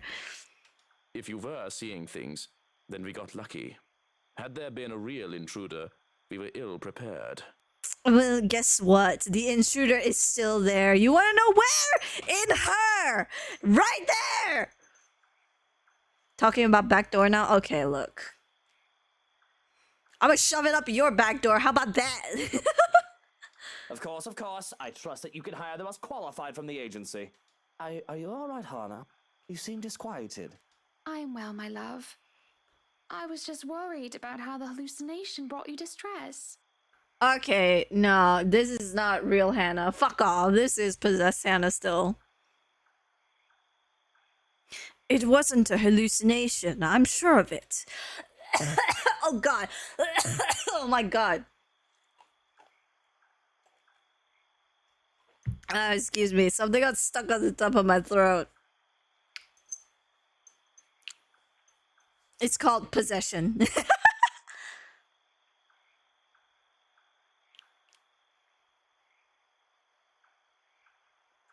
Well, if they weren't good here, I wouldn't know where else it would be good.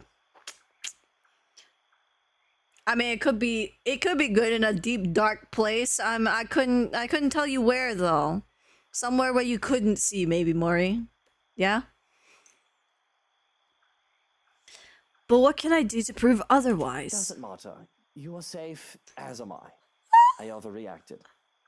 No, no, you did not say it like that. Listen, listen. It doesn't matter. You are safe, as am I. I overreacted.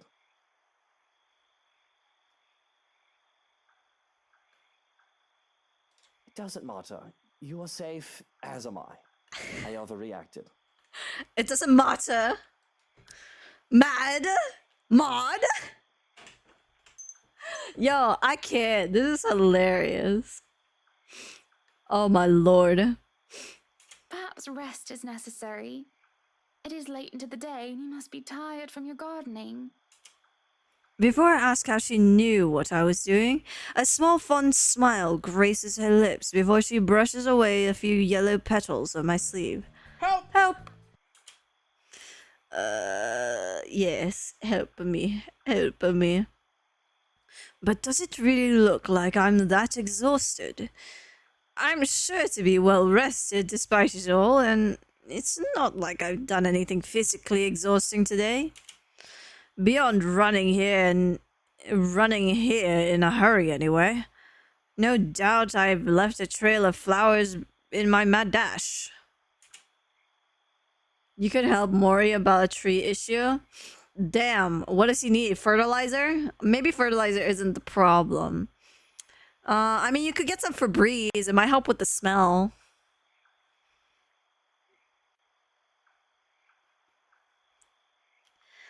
And I suppose... And a pillow for his head. I assume he's gonna need to do a handstand, right? And I suppose I do look like a mess. That sounds good. I guess I'll need to sleep a lot more than I thought. But I'll stand guard outside for the night. You two have nothing to worry about. Nothing to worry about. I'm not sure about that. But thinking any more about it isn't going to do anything. Come on then, my love. Off to bed. I have been restless without you by my side. Oh, yeah, this is... it's not real, Hannah. Get the fuck out of here. Oh, get the fuck out of here. Even then, I can't force away the uneasiness that settles over me. Sleep is hard to attain, and even Hannah's embrace doesn't help. She's still burning up.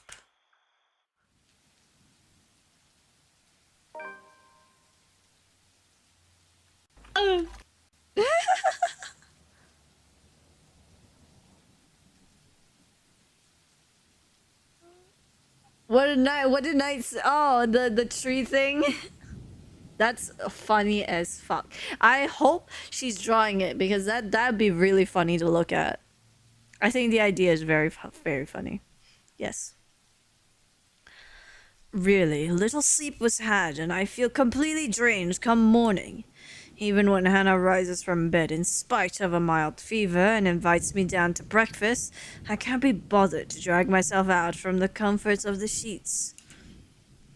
It's not like I need to do something particularly important today. The rain that has started sometime during the night doesn't help the mood. It is a funny concept, I think. I think it'll be like a Kakashi moment, right? Where he does 1,000 years of death to Naruto for the first time. I think it's like that. But it's like 1,000 trees of death. Wait, no, what's it called? How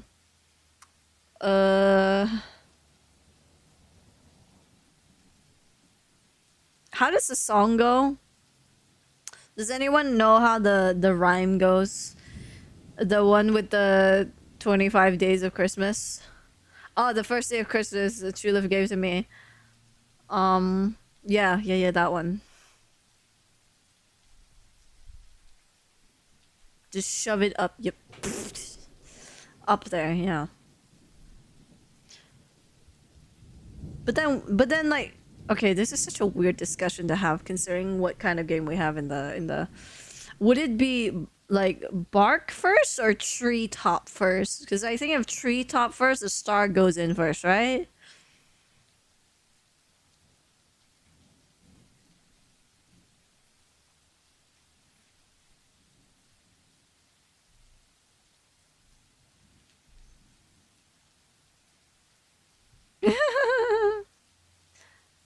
Yeah, you would be the so it is treetop first. So it's shove treetop up ass, lift you in air, put tree in the tree stand, and then just leave you there for the whole entirety of Christmas Eve till Christmas. Man, you're not gonna be able to walk after that. That's for sure. You ain't gonna be able to walk. I don't even think you'll be alive.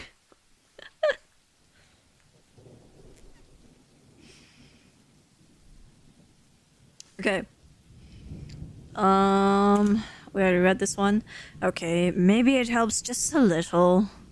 Literally will be, yeah, exactly. It'll be a red Christmas. Or maybe a brown Christmas, who knows? I think depends which thing, what's the word? I forgot. I know, it's crazy, right? The strange sunny weather has been nice and all, but for it to return as it should but for it to return as it should be feels but for it to return as soon as it should feels like a good sign for things to come. Perhaps things will settle back to normal and the crazy drama that has gone on lately will die down. The rhythmic pitter-patter of the rain fills the early morning silence with a steady beat. Thank goodness I don't have to be anywhere in a hurry today. I would hate to be caught unawares in this rain. With how it looks outside, it seems the weather is making up for all the sunny days it has given us with a good old-fashioned downpour.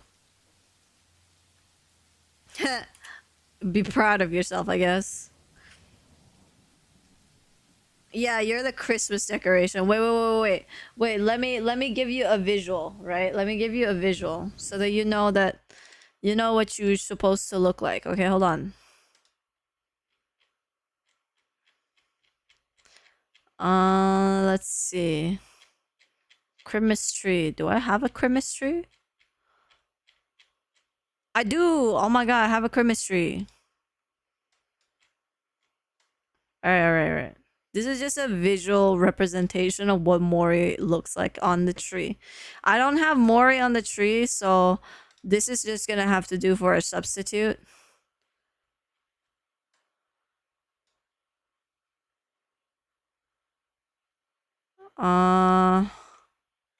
Tree.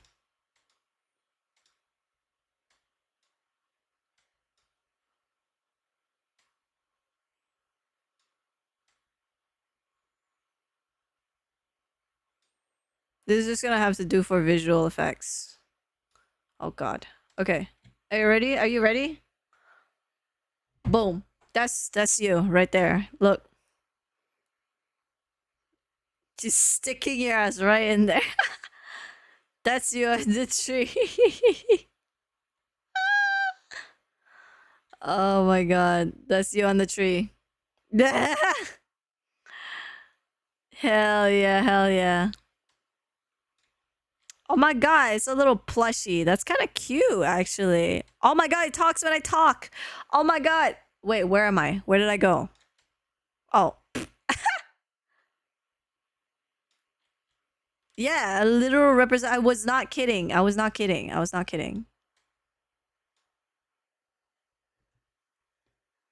That's what you look like with your butt in the tree. It does let up within the quarter of an hour. However, a day beginning with a cloudburst like this, locals usually take it as an immediate sign. Luxborn abysmal weather is back, likely for good. I hope that they did a damn good job at fixing this place, because I'd rather not have to deal with leaking roofs. It's not his butt in the tree, but the tree in his butt. Yeah. Though Hannah might find it huge, but Though Hannah might find humor in it and perhaps ask me to sing in the rain to wear out my anger, I don't like the idea of the realty did a horrid patch job with the place. Well, Hannah, technically, paid millions for this place. It better live up to the price the realty company sold it for. Not that it's something she should be fretting about in the moment, when her health's not at its best. Hannah's going to be brought to the hospital for a check today. And if anything, I prefer that she focuses on getting better. That fever, no matter how slight it is, it can't be good for her. What with her odd behavior recently? You'd think she hit her head hard against something while I wasn't looking. Perhaps a proper rest is all she needs, but I'd rather not assume things. I'm a businessman, not a doctor. 2 minutes 30 seconds to ad break. So 2 minutes ish till we get back onto Pokemon for a bit. Wonder of wonders why I even bother agreeing to babysitting duty at all. At that. But here I am scheduling today's babysitter for Suarez's brat, once her father drops her off at the mansion steps. Though that is a worry for much, much later. If I wish to, I can ask that nobody bothers me while I doze off in a cocoon of comforters. That is so real, though. I would actually cuddle in my comforters right now. That'd be so comfy.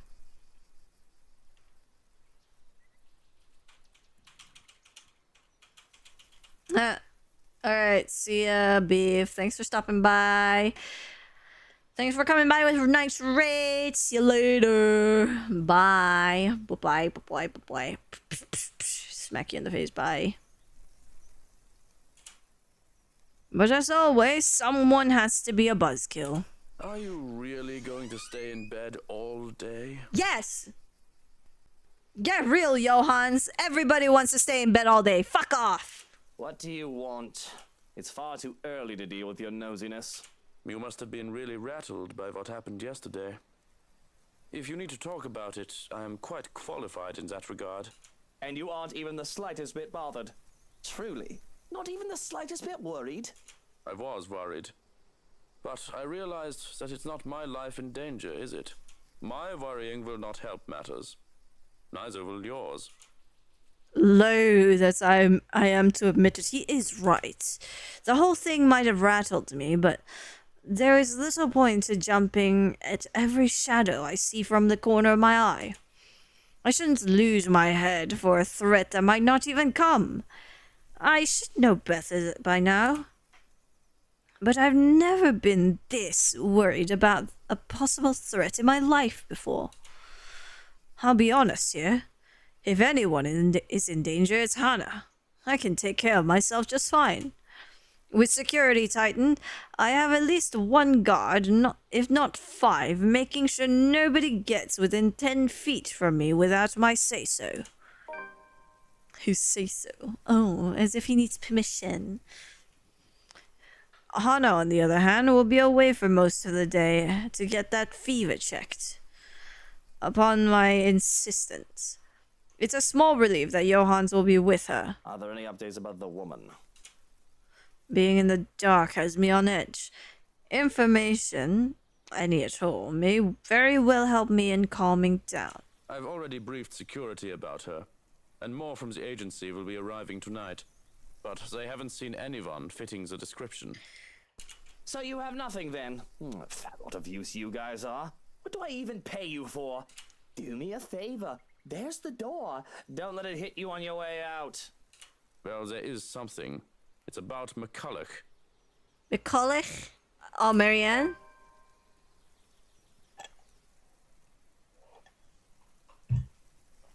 Can anyone blame me if I show it the tiniest bit of interest? She's still not done with the house, and she's a nice enough woman. Pop! Hi, Pop! Thank you for the 7 stream streak. Let's go! Let's go! Plans to go back to sleep are gone. I called her secretary about taking the day off. He hasn't heard from her over the weekend. She's probably passed out after enjoying a pint or 2 or 10 in a bar somewhere. She's an adult. It was the weekend. She's allowed to disappear and not think about work. Fuck. No, she's actually starving in your basement, believe it or not. I wish I was passed out after a night of drinking. He does know that mobiles are a thing. That's all well and good, but she's not answering her mobile either. Yeah, because it's dead in your basement. In the basement where there are cells? Mr. Parker will be filing a missing persons case with the police if she doesn't turn up today. Certainly, people must know where she is. Tabs are kept without fail on people who come to work with me. Background checks and constant surveillance until they've done their contracts with the rights. Some would say that it's a bit over the top, but I can't be too safe. Too many want me dead. What about one of ours? Has anyone seen her? She's pretty hard to miss with how tall the woman is. I can't tell if that's a compliment or a quip. I feel like it's a quip with the way he said it, right? Well, Luke, just because this woman is tall, at least she knows how to pronounce mad, okay? You say mod. Motherfuck. The last anyone has seen of her was here, the morning of the party. Your housewarming party. Oh, that's very reassuring, isn't it? That isn't good news. It wouldn't do for the police to hear of this and to suspect. It's of a little import that I can easily prove my innocence. It is all a matter of principle. Because even the accusation of misdemeanor should not stain my reputation. Although, maybe it's a bit too late to hope for a squeaky clean one. Besides, it'll be such a hassle to have police poking about the house looking for a body that doesn't exist. Yet, man, she's in your basement. Now, if we're done here, I'd like to go back to sleep and...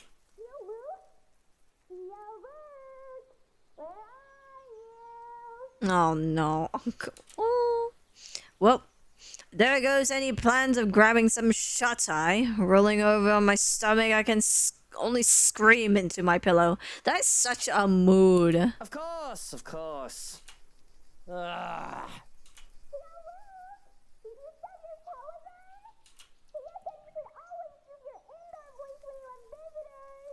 Johans, distract her. Oh, look, it's time for me to go.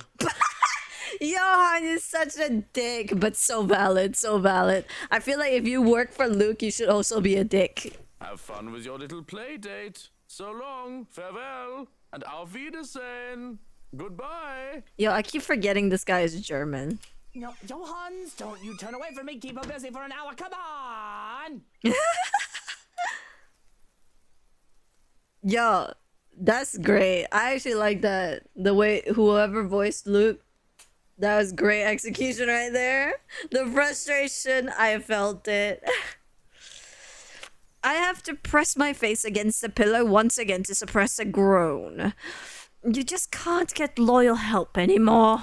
Hello there, little Fraulein. Your uncle is just upstairs and will be down in a moment. He is super excited to have you today. I hope you're well rested and ready to play a lot. Oh my god, Johan is such a dick. And I love it. You bastard. I'll be down in a sec, Munchkin. Let me just...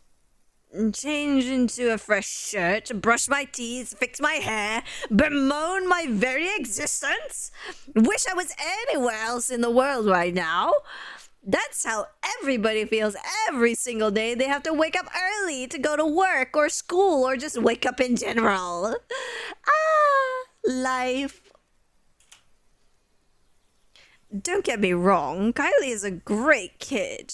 Wonderful. Better than most brats her age. Yes. Yes. Just yes.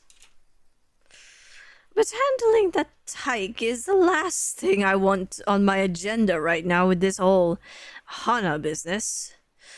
Fortunately, I am well versed in how the world works. I've long learned that the show must go on, no matter what hurdles come in my way. So I set to prepare for the day.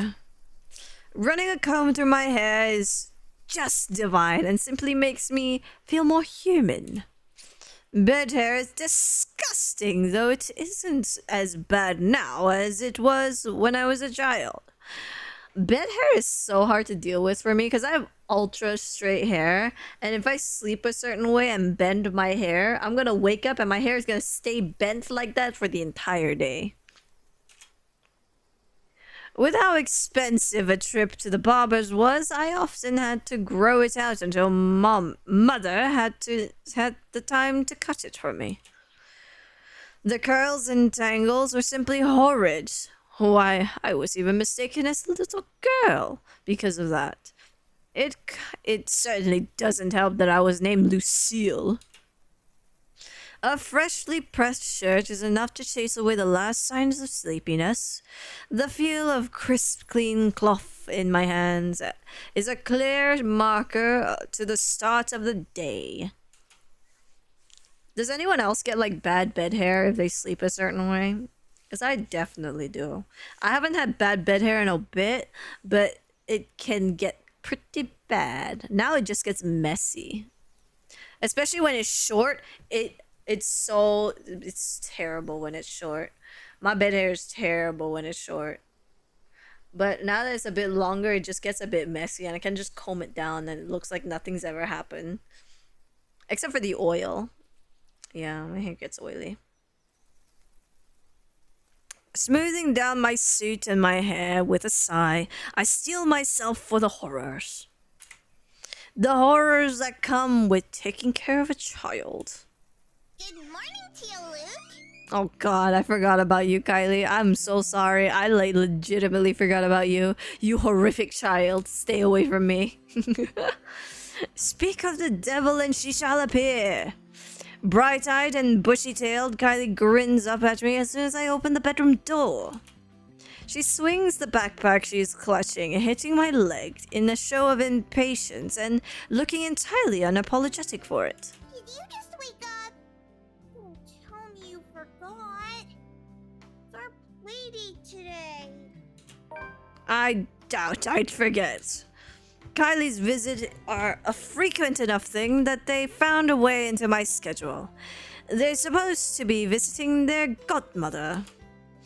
But we can't pick who a child gets along with, so as I am not busy, her father can drop her off for the day. Which is all well and good for me, if it makes Suarez focus on work I've given him. Besides, I guess Messy and Poofy like from a lab. Oh my god! That's hilarious. You know what? That's great. At least you know that when you wake up, you can like pet yourself and be like, excuse me, soft. Soft. Besides, she's a bright child, tolerable. Kid's got a good head on her shoulders and can get pretty mature for her age at times. Of course, they have to thank me for that.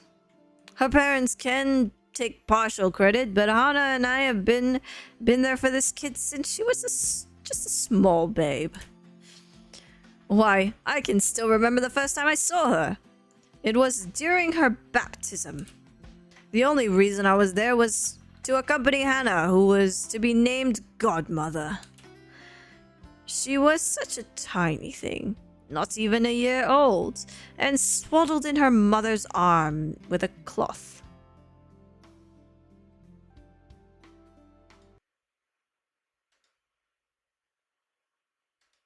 Oops, what the fuck? It was the first time I really saw an infant up close. Close enough to hold one, at least.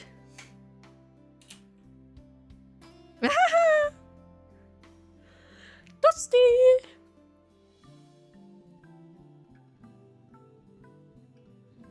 Oh my god, wait, stretch. I need to stretch. Oh, that felt good. Hold on, I'm gonna make sure that my phones are not dying, you know, because my phones apparently have this habit of not fucking telling me when they're dying. Also, I didn't get to read that, you motherfucker. It had been terrifying to be given a little child to carry after a whole water ceremony. I've never done so before that, to hold a tiny life in my arms. Welcome back, Pop! Hi! Hola! Hell yeah. Le poof! Le poof!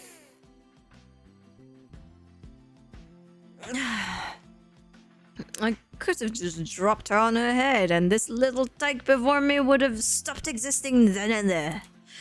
But the child just smiled at me, babbling nonsensical words as children do, and clinging to me even as I tried to hand her off to Hana. She had thought it hilarious and adorable. My suit had been a mess and I was nearly an anxious wreck by the time I handed her back to her mother. Yet it was pleasant, too. Of course I didn't, you little rugrat. I just had to take care of something before you arrived. Really? Well, I guess that's fine. As long as he told me for work like last time. Really? Now why don't we go back down and have breakfast in the parlor? I already ate at home. Papa made one of his tortilla de patatas. He wouldn't let me leave until I finished every bite. He made tortilla de patatas. Is that potato tortillas? I don't know what patatas are, but I feel like patatas makes most sense as potatoes, right? Can I get confirmation? What is patatas? No, Mori, what is patatas? You think? I thought you were Espanol. You're supposed to be Latino. Latina, sorry. It's potatoes? Okay, so it's potato tortilla. Or tortilla, potato tortilla. Ah, the Suarez infamous tortilla de patatas. Those things are a hazard. I only know papas. Udaha? Hell yeah, thank you, pup. Is potato onion stuffed egg omelet? Oh, that actually sounds good as fuck. You can probably use one of them to bludgeon someone into submission with how huge they are. It's a miracle Kylie's still so energetic. I had to get the squeaks that Luke has in some of the sentences. I just have to do it. I had trouble staying awake the first time I had one. Speaking of staying awake... Well, I need some coffee in me at the very least. But if you'd like, you can jump straight to dessert. Motherfucker! Coffee doesn't work for me, but if it works for you, that's fine. Yes, dessert, please. Wow, if this thing is as big as I'm thinking about that Luke is describing, then god fucking damn, this girl has a big ass appetite. It's easy enough to manage Kylie with the promise of sweets, thankfully. The hardest part is managing her before she gets to the sweets. Because I nearly have a heart attack when the kid races down the stairs. Just the thought of her slipping and breaking her neck is enough to make me rush down after her. Slow down, the food isn't going anywhere. The food is going somewhere. In my tummy. Okay, smartass. Jesus fucking Christ. Children. With a shake of my head, I ushered Kylie towards the parlor and ordered a maid to bring food for us. Whatever breakfast there is, along with a cup of coffee for me and an ice cream for Kylie. But I can't leave the kid alone for too long. Unless I want her to let... I want to let her turn the other room into a slaughter ground. True to my expectations, I've only left Carly alone for a few minutes, but she's already made herself comfortable. The stuff from... oh god. The stuff from her backpack has been left scattered across the room, from coloring books to crayons to toys. She's well equipped to amuse herself with no trouble, though I can certainly breathe a little easier if she won't bring her doll along with her every time she visits. Narcissa or Sissa. It's a creepy little bugger. It doesn't help that Kylie left her during... It doesn't help when Kylie left her during one. Finding that thing at the bottom of the stairs staring up at me at 3 o'clock in the fucking morning. It's a memory that won't leave me anytime soon. I so badly want to cross my legs, but the desk thing is so low. It hurts to actually have my legs crossed. It's so annoying. Even now, it stares at me. From where it sits, where it's seated, I'm wholly tempted to just throw the thing into the fireplace and banish it from the wretch it came from. From whence it came, I can't read. I can buy her a prettier doll. A better toy. I'll break it and find a way to get rid of it. If it wasn't for Hana, and if only Kylie wasn't so attached to it. The thing is some antique dolls she found on the brat's 6th birthday. One of a kind. My darling Hana loves her so. And Kylie does try to be a good goddaughter, but she just can't keep her interest long with the wife. It's not something that Hannah's done wrong. It is kind of a scary doll. It's not something that Hana does wrong on her part. She does try so very, very hard. It's just that she doesn't quite know how to really handle children. Well, isn't it a good thing you guys don't have any? She's never been around other children when she was young, surrounded by protective adults who catered to her every whim and worry for her safety every minute. When she isn't able to keep up with Kylie, her first instinct is to be strict. Impose rules on the child. Treat her as if she's made out of a spun glass, like every moment she might break. I, at least, have some idea of being around street kids. I know the games they've played and how they think. I know that scraps and skinned knees are all part of childhood. Even with how I grew up, I had to be a child and not some sheltered heiress. With Kylie, as behaved as she can be, with her toys and her books and art, she has to use up all her energy somehow. To run around the playground and make a mess in the mud, or to even just fake wrestle for a short while. Let her be a child when she wants, I'll say. If it becomes too much, just bribe her with sweets and ship her back to her papa. Problem solved. What? Yo, you're a terrible babysitter for saying that. What the fuck? Unfortunately, Hannah isn't quite up to those sorts of things most of the time, thinking it'll spoil the child. It turns a whole playdate awkward every time.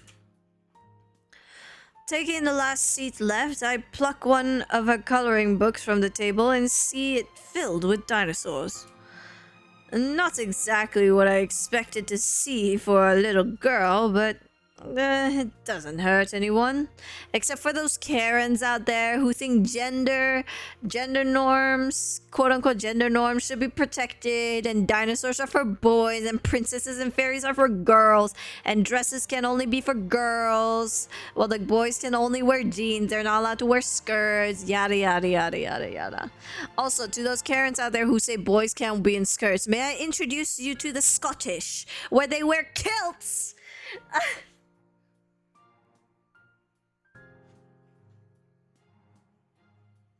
Okay.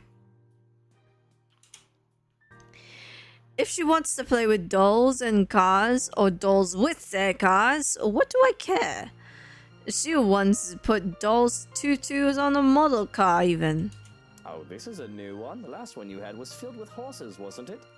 Those were ponies, Tio. They're much cuter than horses. Okay, you bitch. Horses are cute. Fuck you for saying their ponies are much cuter than horses. Ponies are devils, okay? Have you ever met a pony, you bitch? Okay, I highly doubt you met a pony. Ponies are the devil. They have more attitude than a chestnut mare. We went to a dinosaur zoo, and it was awesome!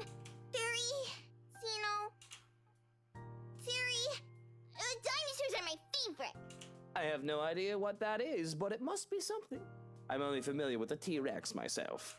Yeah, they found, fossils of its claws. They're really long. Do you mean a raptor? They think the whole theory might be a bazillion meters tall. Even bigger than a T-Rex. Yeah, dinosaurs, yay! Yeah. Cisa says it'll be big enough to eat all my classmates. Oh my god, Jesus Christ. Anyway, what did any of you guys go through this obsession where you like see dinosaurs for the first time or something, and you just watch all the documentaries that came out at the time of just dinosaurs, whether it's like animated CG dinosaurs or like documentaries about the what is it, about the fossil discovery? Me constantly, I used to watch those, especially the animated, the CG stuff where they're like, oh, this is how these dinosaurs used to live.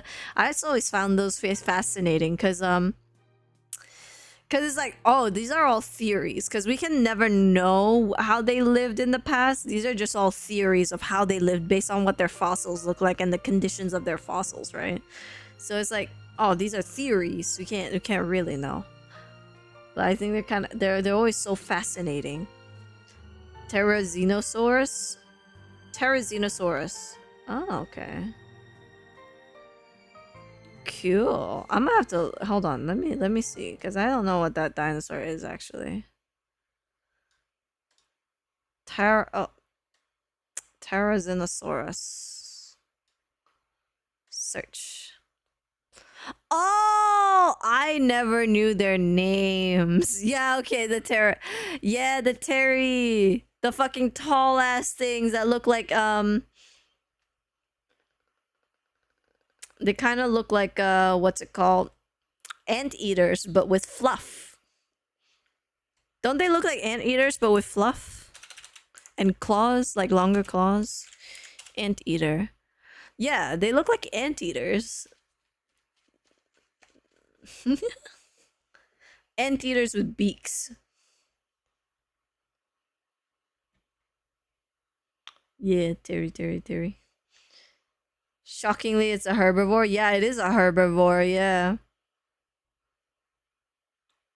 To be fair though, the biggest animal in this on the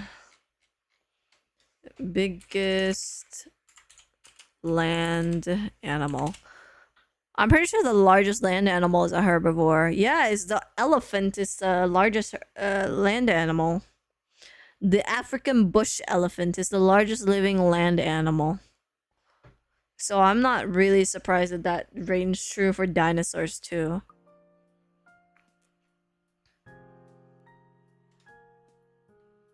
She only laughs as I scrunch up my nose and grimace. Takako says you're making a really funny face. I mean, shockingly, because of the claws. I mean, I mean, I guess, but you could argue like hippos, they look like they should be carnivores, but they're not. They're herbivores. Have you seen those teeth? Those teeth are made for crushing, and yet they're herbivores. Takahu? Takako, a friend I made.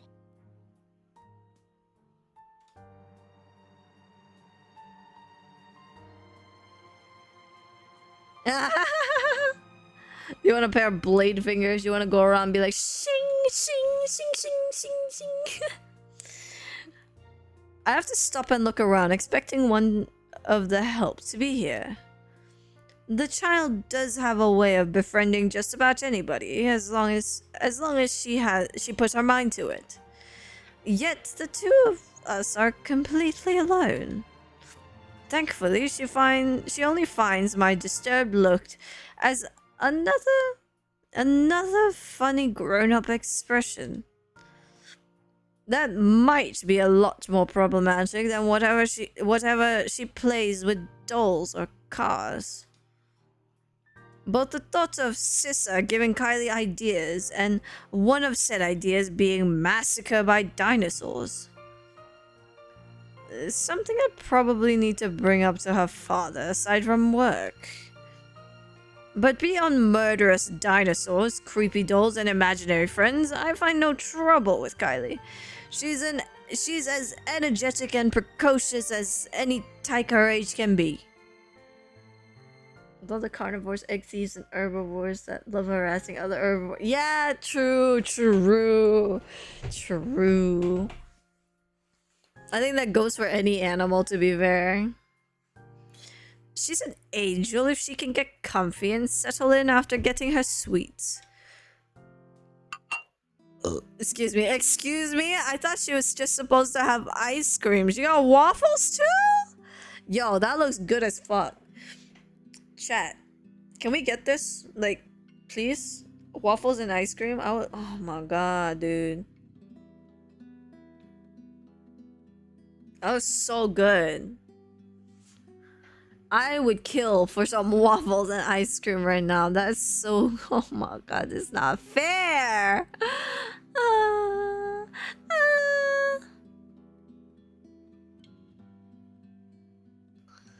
Oh, man. Lucky. We tuck into our waffles as soon as the food is brought in. Our waffles because she wanted her own plate to go with the ice cream as soon as she saw mine. A fresh plate of berries is brought in as well, which really goes great with the rest of this feast, as Kylie puts it. If I indulge in the sweetness, I have a cup... If I indulge in the sweetness, I have a cup of black coffee to pair off with it. You just add nuts to it? What kind of nuts? What kind of nuts? That's a crucial question. With our bellies full... Yo! Oh my god. I'm gonna go die now. I just got these nuts. Man. Yeah, that's messed up. That's messed up.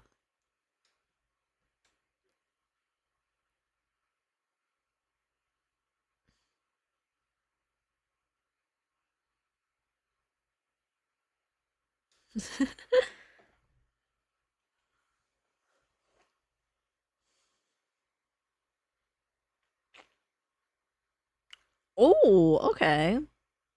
So you have a selection of nuts. You like having a variety of nuts. Yeah. You like a variety of nuts. With our bellies full, Kylie grows content and just scribbling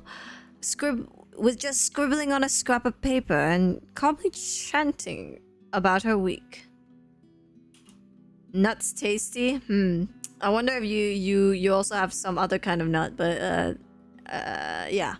Anyways, she talks about her older brother Rowan and their parents, how they plan to go to the Bloxland in Berkshire for the winter holidays. And she talks about Miss pink and I have to shift my legs to get comfortable once more. The memory of my initial meeting with her is still fresh in my mind. Acorns are tasty too. Yeah, I'm sure they are. Yeah. Just to refresh you on what happened to Luke and Rebecca. When Luke and Rebecca first met, Rebecca gave Luke a good old Scottish kick to the balls. Deserved, mind you. The little brat is quick to defend her favorite academics as well. The woman has yet to offer a proper apology, and she wishes to give one on her behalf. All diplomatic like I taught her. She talks of the sad man in the park and of her new friend who likes to play hide and seek when she's not sniffing in the loo. Loo is the bathroom, by the way. When finally she finds something new to talk about, she goes back to her drawings. That'll change as soon as her stomach settles, of course. The calm before the storm. Because, behaved as she is right now, I can feel the curiosity just radiating off her. There's a restlessness buzzing under her skin and a question on the tip of her tongue, as they often are with children her age. But for now, I can take this piece with no complaints for however long it stays. I have fun with the crayons as well, at the child's insistence, even if I can't really draw. With Kylie using the black crayon, that leaves me with the blue one. I absent-mindedly started drawing a puppy to the best of my ability. It's as I attempted to give the doodle dogs another eye that Kylie breaks her silence. Tio? Where did Tia go? I saw them leave when I got here. Tia didn't look so good. Yeah, okay. I've been expecting a lot of different questions. The kid always has a whole bunch of them ready for me, but I can only sigh when she poses this particular one. She's just going to the doctor's for a checkup. And as kids go, there's a follow-up questions. And you didn't go with her? Well, you were going to be here, sweetie, so I had to stay behind. So she's all alone? At the hospital? Oh, no, of course not. Tia has Johannes and her maid and a guard. She's got plenty of company. Yeah, but you're not with her. Damn, okay. I mean, true, but he had to take care of you. You literally went... Oh, you didn't forget about our play date, did you? At the start of this whole thing. Are you kidding? If I didn't know better, I'd say the kid is trying to make me feel guilty. I want to say that the little tyke is evil for making me feel so. But I understand. When I get sick, Papa and Mama have to leave me with their maids, too. Well, they don't take care of you?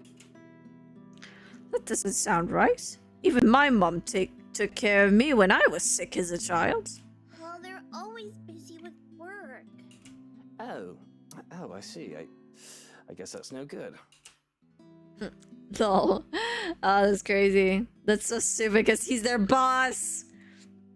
I know she doesn't mean to accuse me of anything. But as her father's boss, maybe I do overwork Suarez a bit. There's a lot of responsibilities that only he is capable of carrying out. Delegation is a thing, sure, but when said responsibilities are legally questionable, at best putting others to the task isn't always an option.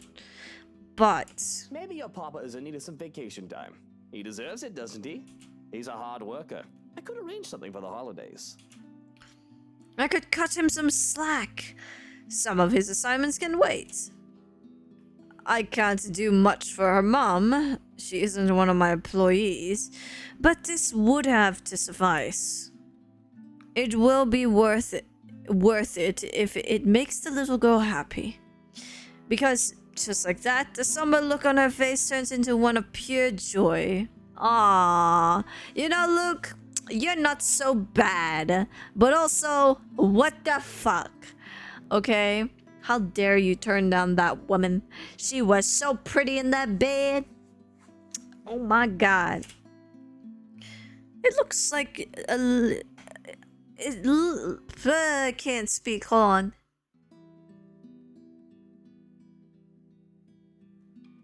Okay. It's like looking at a little sunshine. Oh god, I can't read. It's like looking at a little sun, warm and bright. It's nice to do something kind every now and then. Would you really, Teal? Would you like that? I'd like that very much, yeah.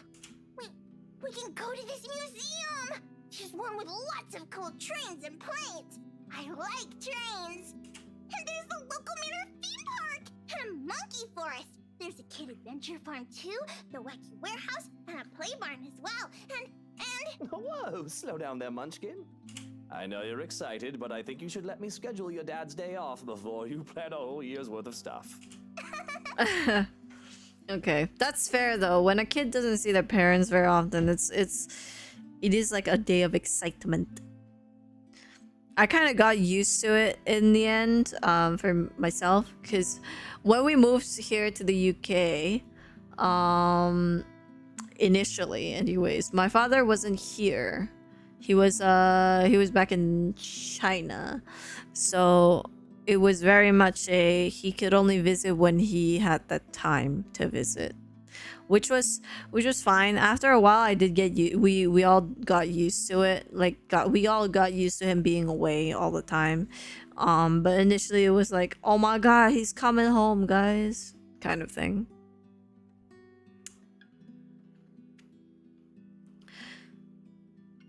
Yeah. He lives here now permanently. I don't remember when he started living here permanently, but it was definitely easier to see him after that. But he did spend quite a few years without us.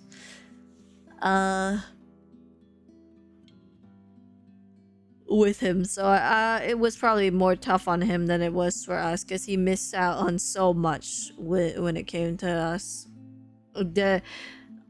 Granted, mother did post a lot of stuff regarding our milestones and shit, but like it's not quite the same as being there, you know?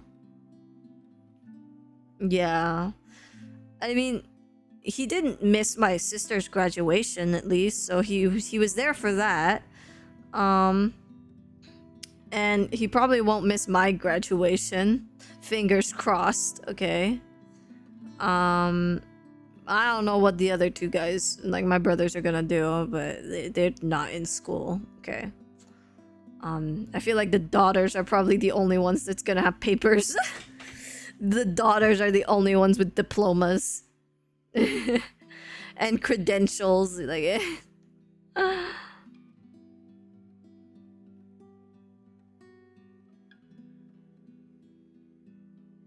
excuse me. Anyways, there's an embarrassing giggle, but she does reel herself in enough to calm down, which is a feat in and of itself. It's obvious how giddy she is. And if she wasn't looking forward to the holidays before, like any child should, she does now. I think Tia would be really happy if you were with her. You could have told me you needed to go to the hospital with her, Teal. I won't be angry. I'd love to be with her, but I wanted to spend time with you, Munchkin. And she told me to stay. Besides, I don't like hospitals. They always smell like alcohol. Not the good kind either. They do. Hospitals do smell very sterile, but it's not like a bad kind of sterile. I actually don't mind the smell. It's a pleasant smell for me. I don't know if it like. What's everyone else's opinion on it? Like, for me, it's like an okay smell to experience. It's way better than being around someone who smokes all the time. Or weed. I'm sorry to all you people who do the devil's lettuce, but I don't like the smell of weed, of the queed, okay? I in fact I hate the smell of queed and also the tobacco, okay? I in fact do not like those smells. My sense of smell is so sensitive. It's you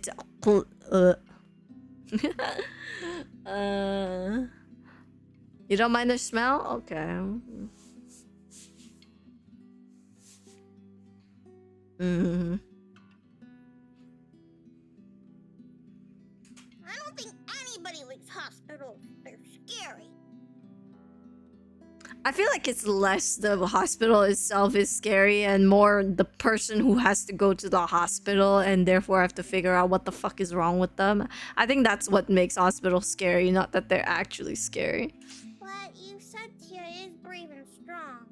That she is. A content silence comes over us and we go back to scribbling.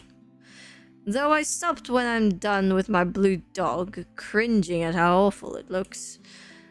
Kylie reprimands me for that because I should be like her. The little tyke goes through several sheets of papers, one drawing after another. Practicing, she says. Because practice makes perfect. Preach! Practice makes perfect, yes! Doctors always try to find a reason to stab me with needles. They're super scary. Oh, that's okay, Kana. Don't worry. I'll hold your hand. I'll hold yeah, grab my sleeve. I'll hold your hand. And you can squeeze it as hard as you want. So that you won't be scared. It's okay. You know what's so stupid? I was never afraid of needles. But when I was a kid and we were back in China, the one time I started crying before the needle was even stuck in me to do like a blood test because this other kid in front was also crying. The only reason I started crying was because that bitch child was crying too. I wasn't actually scared of the needle. I didn't give a fuck when they stuck it in and drew my blood. But I started crying because that other kid was fucking crying.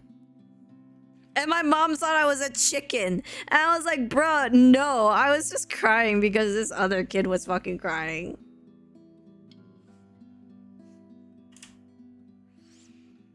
Not to mention, there's a drawing contest coming up in class, and she just has to beat Tim from Class D, who says girls can't be superheroes. Well, fuck Tim from Class D. You go get her, Kylie.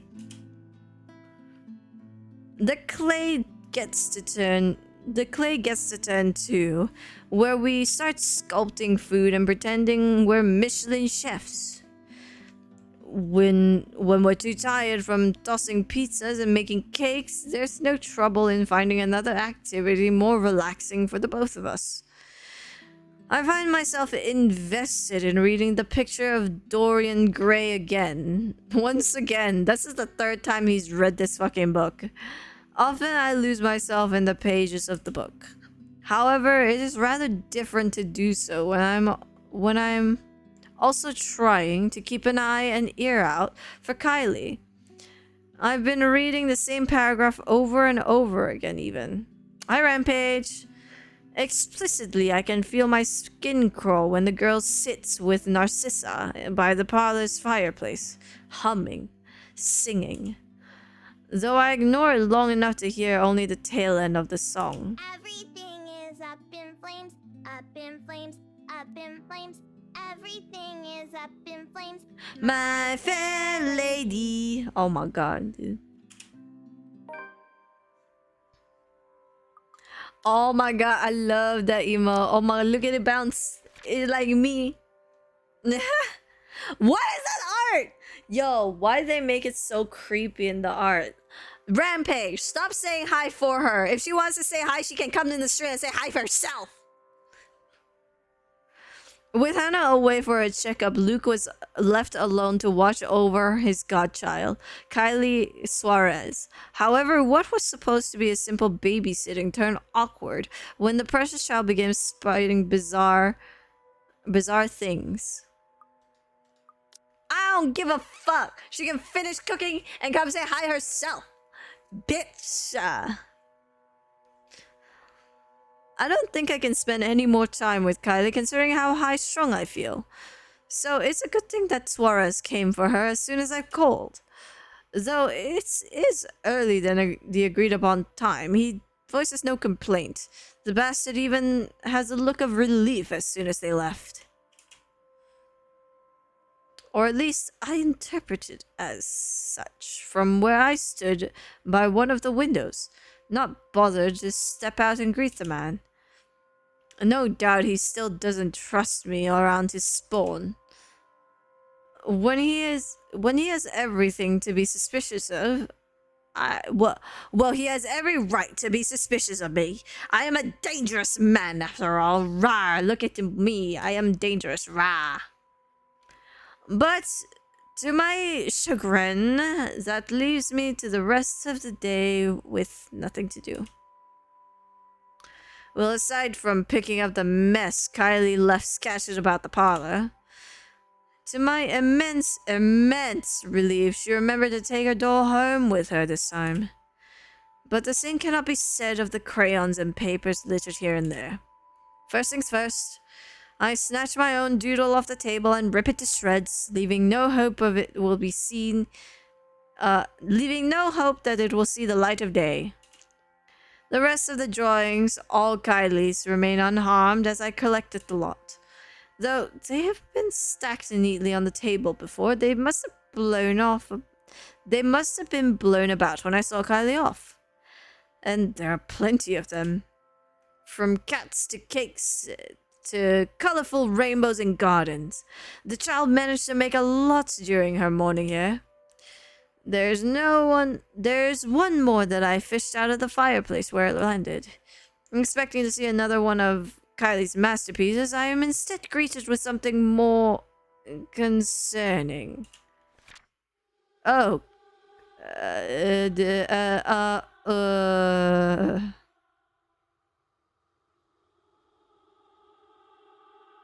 There's me, and there's Kylie.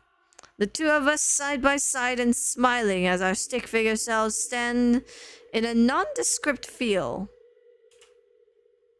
That much I can ascertain, without looking at the labels below the doodle feet. The third figure stands next to me in the drawing. A woman with her face hidden behind a curtain of black. Takako, the writing under her supplies. Takako says you're making a really funny face. Taka who? Takako, a friend I made. The hairs on the back of my neck stand on end as I feel a chill go down my spine. A breath that isn't mine. That has me turning around hoping to see anyone, but nothing. That's when I hear it. Nope! Laughter, sweet and merry laughter ringing from the ballroom. Thinking about it has my cheeks burning and my blood running hot. It's as if I'm being mocked. Oh my god, bro. No. As I stomp towards the door, I have to stop myself from shouting up a storm. Yeah, that's me right now, Rampage. That's absolutely me. I expect to see some of the help dallying about, idle from their duties. Perhaps they thought that they can slack off on their duties without the head butler around, with me preoccupied with Kylie. Well, they had another thing coming. But again, nothing. Nothing from what I can see with a cursory glance. At the very least, I roam around looking for near impossible hiding places, and still, I am all alone. Yet I can still hear the laughter, the accursed laughter echoing in the room in my head. It's there! Show yourselves and show some respect to the master of the house! Oh my god, he's giving I'm the alpha here. Cold uneasiness settled into my stomach when no one answers. I stumble on my own 2 feet, feeling a wave of nausea come from nowhere. I have to put a hand against the wall to stay upright when the world shifts and pain explodes from behind my eyes. It takes every ounce of my self-control not to heave, then and there. The only thing my pride allowed me to do is close my eyes and attempt to alleviate some of the pain. Vague, unfamiliar images, dare I say memories not mine, flash in my head, unbidden, and unwelcomed. Like a strong hammer strike to the head, threatening to crack my skull and split it in two. Whatever emotions they hold are muted. I'm nothing but a spectator. Still, its weight feels palpable. Though it doesn't take long for these sensations to get into my head, through my eyes and my ears, it creeps and buzzes in the space between. Over and over it hurts. The pain, however, is not overbearing or blinding. It is the littlest of cuts and bruises of flesh by brute force. It dribbles down my cheek and mouth. There is a pounding in my head. It's not blinding, but it makes it a stalker? Everything hurts. Please, milady, he need not suffer. I beg of you, have mercy. You already have me to do as you please. He deserves none of this. Why is this happening? Silence, before I cut out that impertinent tongue of yours and feed it to the dogs. You will watch and you will learn what happens when I am displeased. What have I done to deserve this?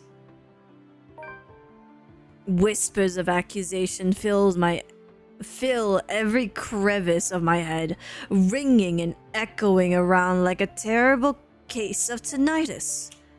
They stare, gazes filled with judgment and disgust. Even before their beloved lady has spoken, she's already condemned. This horrid woman! I beg the court for justice. Who knows what this devil's bride is capable of? She has already bewitched my love, my betrothed. I just cannot bear to think of what she has done to him after. Or what else she may do to our people if we let her live. Oh my god, dude. Blood taints this woman's hands, and I deserve to be repaid in kind for that which she has taken from me. There's nothing for her but death, and she knows this. Her silence says as much. One after the other they come at me, an unending flood that threatens to sweep me away from what feels like an eternity. Each one a show of both joy and suffering for those who have called this mansion their home.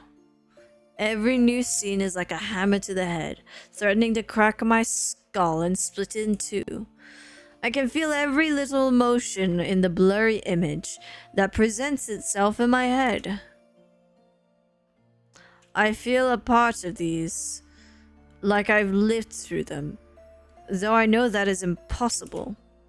All their anger burns through me, that much is evident, but the pain more so. And above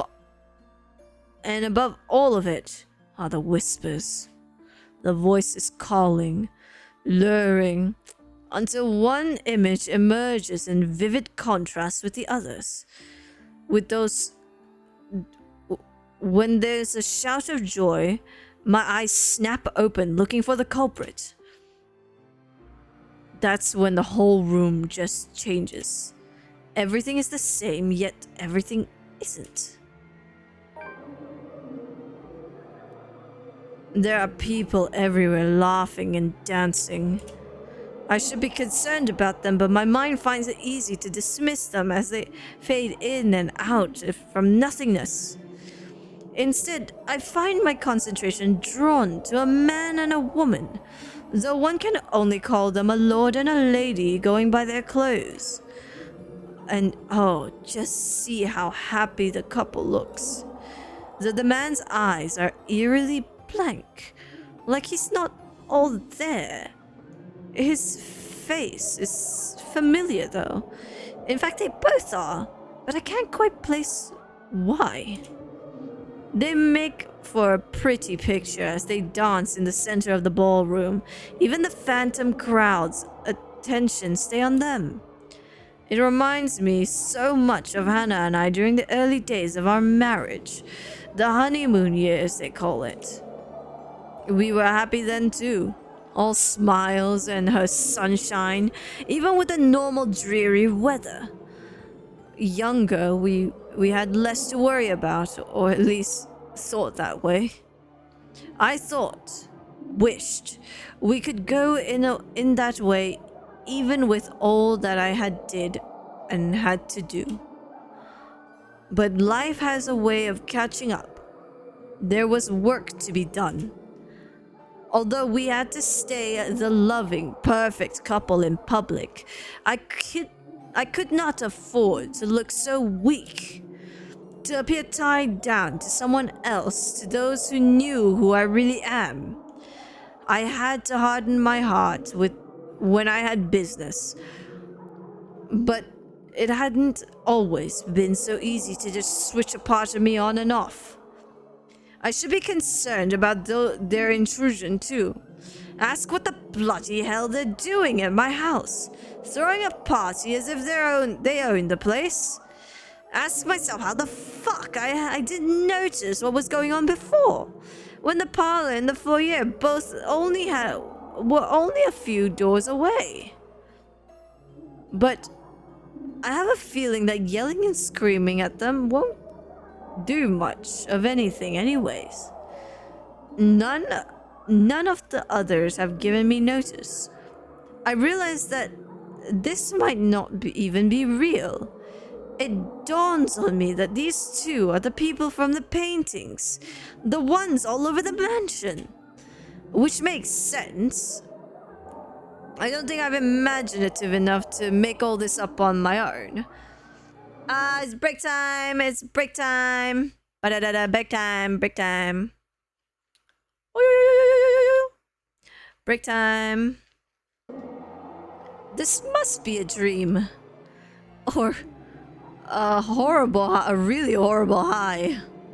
Just then, I can feel eyes on me as I contemplate the absurdity of the situation. Yet I find difficulty in trying to tear my eyes away from the two dancing. I manage, and I regret looking away. Oh shit, I don't want to look. I don't want to look. I don't want to see.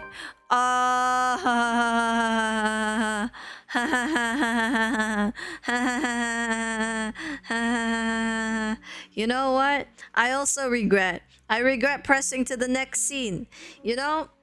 I regret everything. I regret everything. The woman from the balcony stands beside me. I'm not looking. I hear her. I can hear her rattling breath, menacing and chilling. Everything in me screams to run. But something pins me to the spot as she just looks at me, watching and waiting. I'm trying so hard not to look up at her face. I'm trying so hard not to look up at her face. Oh my god. The clamor of their voices fill the ballroom. Although they say such welcoming words, I do not feel comforted by the madness I'm experiencing. Well, I kind of wish you didn't look away, Luke. I can't. Their joyous voices turn sinister and foreboding to my ears. The chorus of people that shouldn't exist, threaten to overwhelm me. Drown me even as I stand on dry land. Oh my god, dude. The music still plays as the Phantoms Quartet continues, while I stand here, vulnerable and afraid. But the dance is already ended. And I'm afraid that I might just be tonight's entertainment. Attention is all well and good until bollocks like this go down. These phantom people watch me. Thousands of eyes scrutinizing, though they cheer for my return. Casual? I don't fucking know, dude. Me to dance and join the merriment. There are eager hands all over, pulling me in every direction, but they don't move me enough to remove me from the woman's gaze. Listen. Can you not hear them as they welcome you home? God. You're kind. Our kind. You're one of us, my love. We are bonded by the blood we share. What do you mean? If I thought the voices were overwhelming before, it is nothing compared to how they are now. Their voices are loud, speaking in unison and echoing ever on in the space of my head. They welcome me back as if I've always belonged. As if I was meant to be here in the first place. They call me all these titles and names that do not belong to me. And that man's face, the one with the emptied eyes, flashed again before me, once fleetingly, like a new memory having burned itself into my memories. I have to struggle for air when I come back to myself. This isn't... The welcome turned into screams at my protest, pained and desperate pleas for my help, telling me that it is my duty to stay, telling me that I belong among them, to them. Gentle touches turn near threatening, the warning scratches and the baring of teeth by predators before they truly maim someone. My mouth goes dry as I struggle to speak some sense in this hallucinatory madness, but I don't get the chance as they drown out my voice. Lord, my prince. At her words, there's a compulsion to stay, though my heart races in my chest. The fear I should be experiencing refuses to register in my head. Mind and body war with each other, nearly tearing me in two. You finally returned to us. The compulsion to run into her arms is strong. Whispers in my head tell me to go to her. They say that she is safety. She is home and heart. Oh, fuck! Oh, fuck! I looked at her face! Oh my god, no! Oh, I looked up. I looked up for a split second. Oh, fuck. I looked at her face. My heart immediately just sank into my fucking stomach, dude. Oh. Oh my god. Oh, god, dude. We have been waiting for so long. But repulsed at these thoughts, I wrench away and turn with a small gasp. Without hesitation, I start to make a run for it. I nearly falter, with an angry shriek pierce the air, inhuman and monstrous. God, Jesus Christ. Oh, thank God. Holy fuck. I don't dare look back, I just run. I didn't care if this is a drug-induced hallucination or not. Just run. Out the ballroom. Yes, let's just keep hearing the thudding, it's fine. Alone, Luke heard voices coming from the nearby ballroom. When he decided to investigate, he was assaulted by memories not of his own. And at the center of it all is the same woman who appeared before him the day before. Out the ballroom, and out the parlor. And then that I bothered to look back, hoping and praying to God I scorn that it did not pursue me. I would have run all the way out of the mansion too, if only someone didn't get in my way. I collided with a body much larger than mine and fall back to the ground, head spinning as I look up the stained glass. Turning my head to the side replaces the colorful sight with a pair of shiny black shoes. Oh, I think I know where we are. I'm only looking at... How are you only looking at her face? I can't bear to look at her face, dude. It's terrifying. I looked at it for like a second and holy fuck. Fatigue fills every inch of my being then, making me refuse to get up.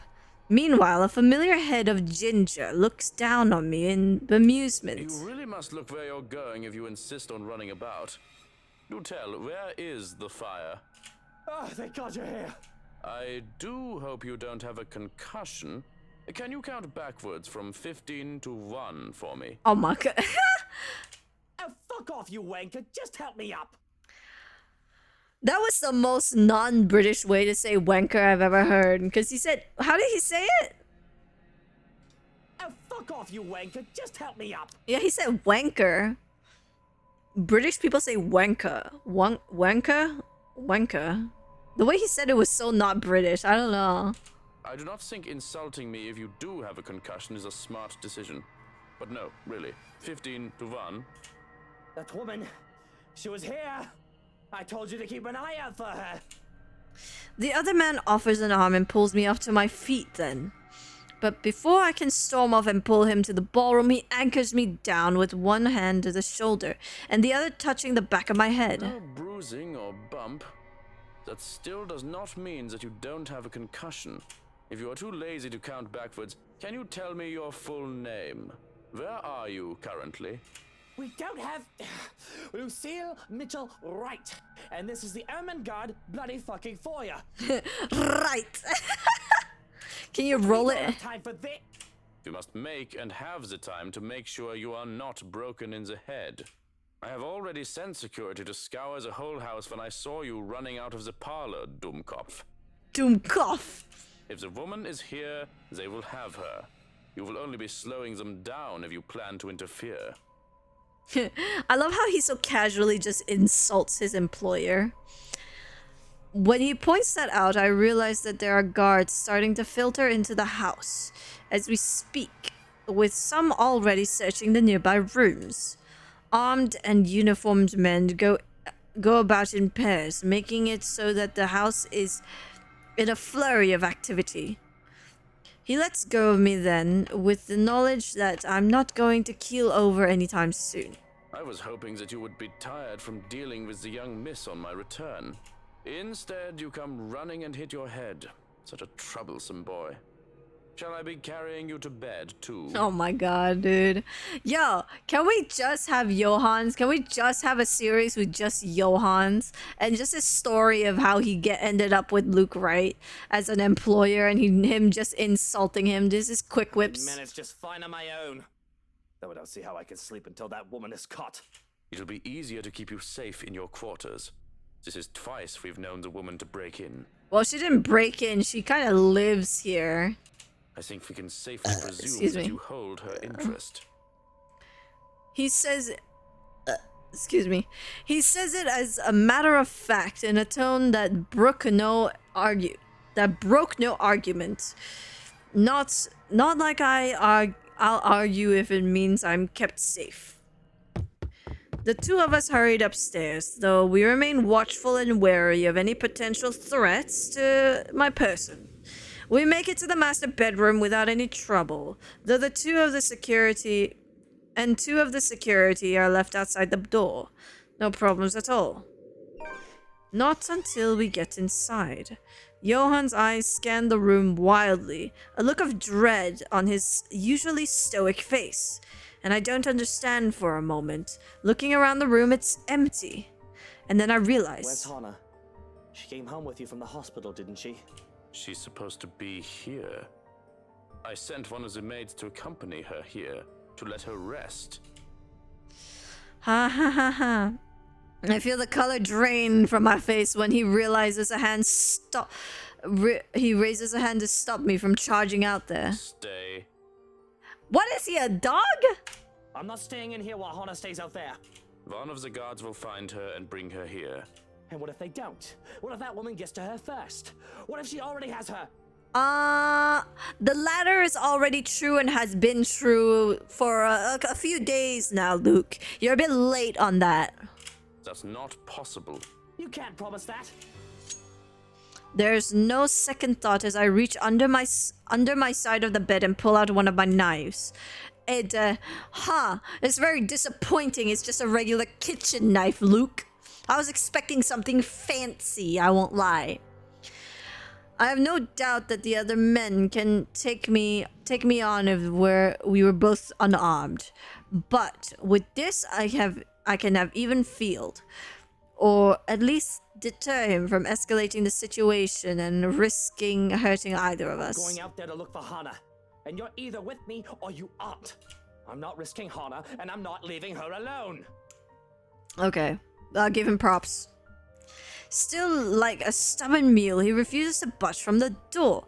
There's a withering look on him that I try to match.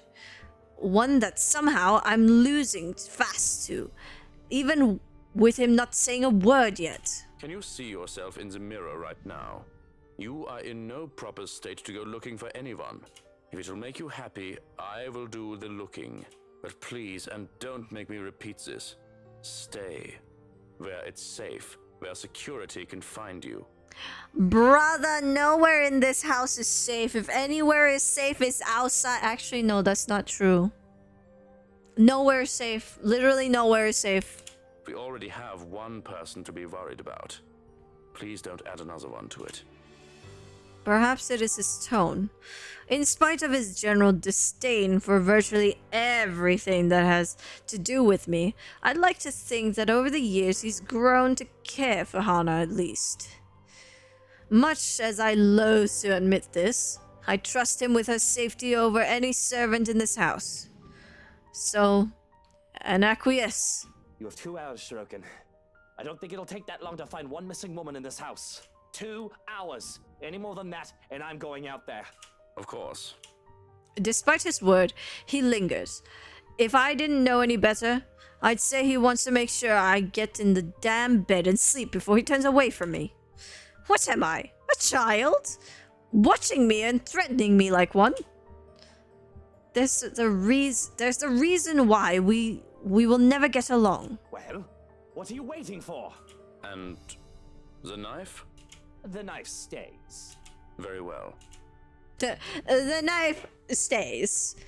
Only then does he seem to get the hint. Brother. Bumping into Luke after his flight from the ballroom, Johans quickly ushered the paranoid man to his room, while the house's security looks for the trespasser, only to be greeted by a room devoid of Hannah, who was supposed to have arrived with the butler. With a nod, he leaves, locks and closes the door behind him. For a moment, I still hear his voice while he gives the guards outside firm instructions, then a hush then a hush as soon as he departs, and his footsteps fade away. One that doesn't quite last.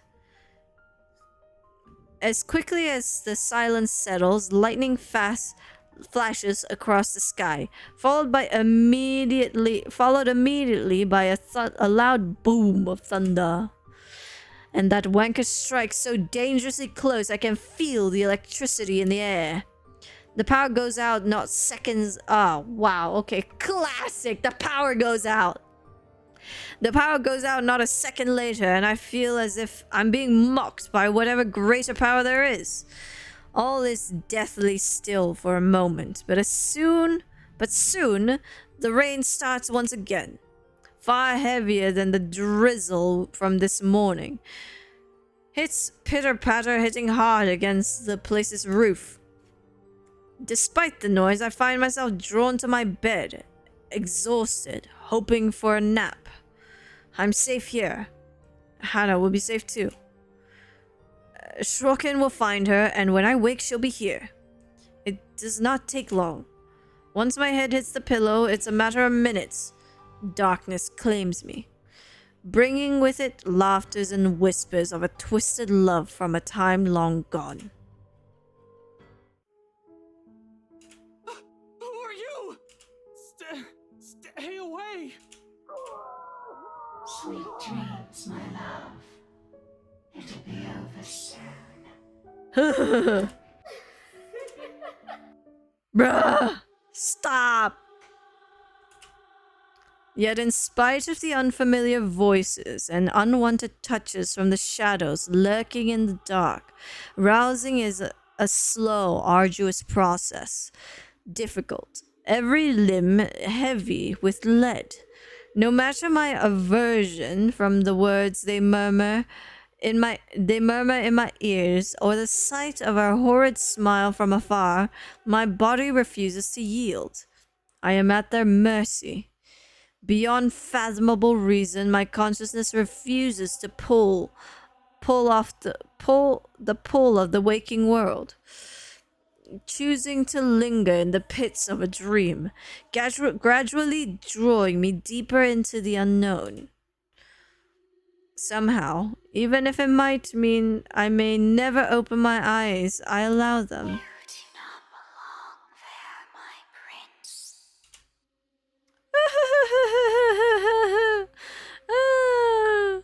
Oh, how wonderful, yes! Not that I mind getting a few extra hours, of course. The bed's more than comfortable as it is, after an exhausting day yesterday. Babysitting Kylie, and the stress of finding an intruder in my own home. I think I deserve a little break every once in a while, especially after going through all that in a single day. I can only be on the receiving end of so many unacceptable things within a span of a few hours, you know? As gracious a host and person I am, my patience has its limits too. Although there is still that problem with Hannah. I hadn't forgotten, of course, but that's why I hired Shrocken. He's competent enough. He won't even last a day in my service if he's any lesser than those half-wits who think they can deceive me with their sweet words. He's more than capable of working on his own without guidance. Let the butler take care of that little problem with Hannah while I... Hannah. You do not need her. I am here. I don't need you! We are here. Ah! This is where your home is. No!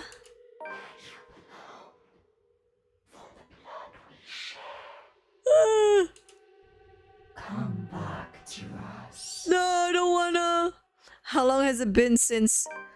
Johans has never taken this long before. Surely there should have been an update by now. Alright? So why isn't there? Please don't go. Bloody hell, the cretins I've surrounded myself with. And isn't that enough reason to force myself out of bed? As it has always been the case. My eyes fly open, expecting the warm rays of sunshine filtering through the curtains. Gah, you bastard! Only to be greeted by the blinding flash of lightning and a loud boom of thunder that sounded nearly too close to my ears. Strong gusts of wind only occasionally burst in from the open balcony door, bringing in drizzles of cold rain into the room. I must have left it open earlier. Maybe she's just lonely. She probably is lonely, you know? A ghost living here for like thousands of years. I'm sure she's kind of lonely. I must have left it open earlier before dozing off. The carpet and the floor closet to it is also already drenched. Hannah's gonna be so cross when she sees this. Not that it's an immediate problem. If anything, it's this power outage we should be minding first.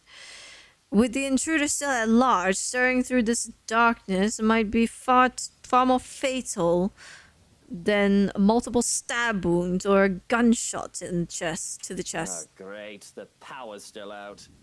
That is exactly what I need right now. Yes. Yes. It's this storm, of course. I should have moved back to the penthouse with... Huh? I should have moved back to the penthouse to weather those in a much more comfortable setting.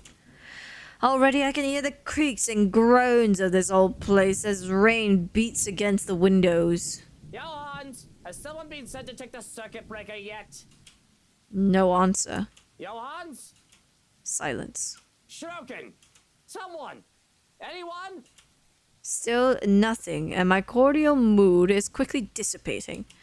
Where are those idiots when you need them? It's really a wonder why he hasn't fixed this yet. Was I really out that long? Can't be. It must have only been a few hours after midnight if the time on my wristwatch is anything to go by. Unless I've forgotten to change it again after the last overseas trip a month ago. Although, the delay is understandable if he went looking for Hana's as he promised. But bloody hell, my safety's also at stake here.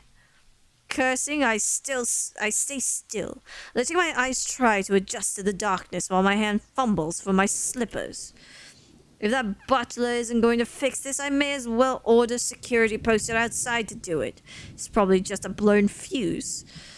Anyone with a brain can repair one. Grabbing my jacket and with footwear finally on, I make it to the door. Although in haste I pause briefly when a gleam catches my eye. On one of my drawers underneath a clutter I yet to organize, the muzzle of a gun peeks out. Hannah's never openly commented on my possession of it, but I know she does not approve of it. Knowing the bloody firearm policy in this nation, of course, I've not found much use of it in the 7 years we've been together. Otherwise, she would have already had it thrown out years ago. It doesn't matter, it won't be useful right now. Without second thought, I seize it, sending the stuff piled above it to the floor. Oh, whatever. I'll get to it later. This blackout problem should be resolved first. Right next to my missing security detail, it turns out. Where the fuck did everyone go? Where the fuck did everyone go? There were two, weren't there? Schrocken and two blokes posted to stand guard for the night. I might be panicking for a bit earlier, but I'm quite sure I haven't gotten delusional yet.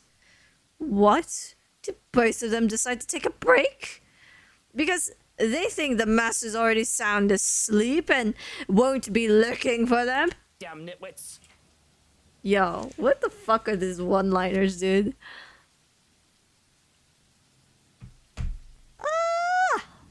I know assassinations happen very rarely these days, but even less in a peaceful town like Luxborn, but bollocks! There's been a woman going in and out of this place uninvited, who may or may not want to put a knife in my back. Isn't that enough reason to stay alert? I'm fairly certain Schrocken won't just enlist their help just for this power outage, only to leave me unprotected.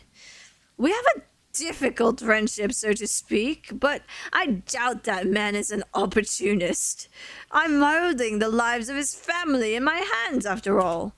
He knows what I'm capable of doing. He's not stupid enough to do anything that'll endanger them and save only himself. So where, then? Only my footsteps echo along dark passage. Huh? Only my footsteps echo along the dark passage, and I am left gripping the handle of my pistol for some sort of comfort. Without proper lighting and with the storm raging outside, the stories I've heard about this place seems to have come some truth to it. Some.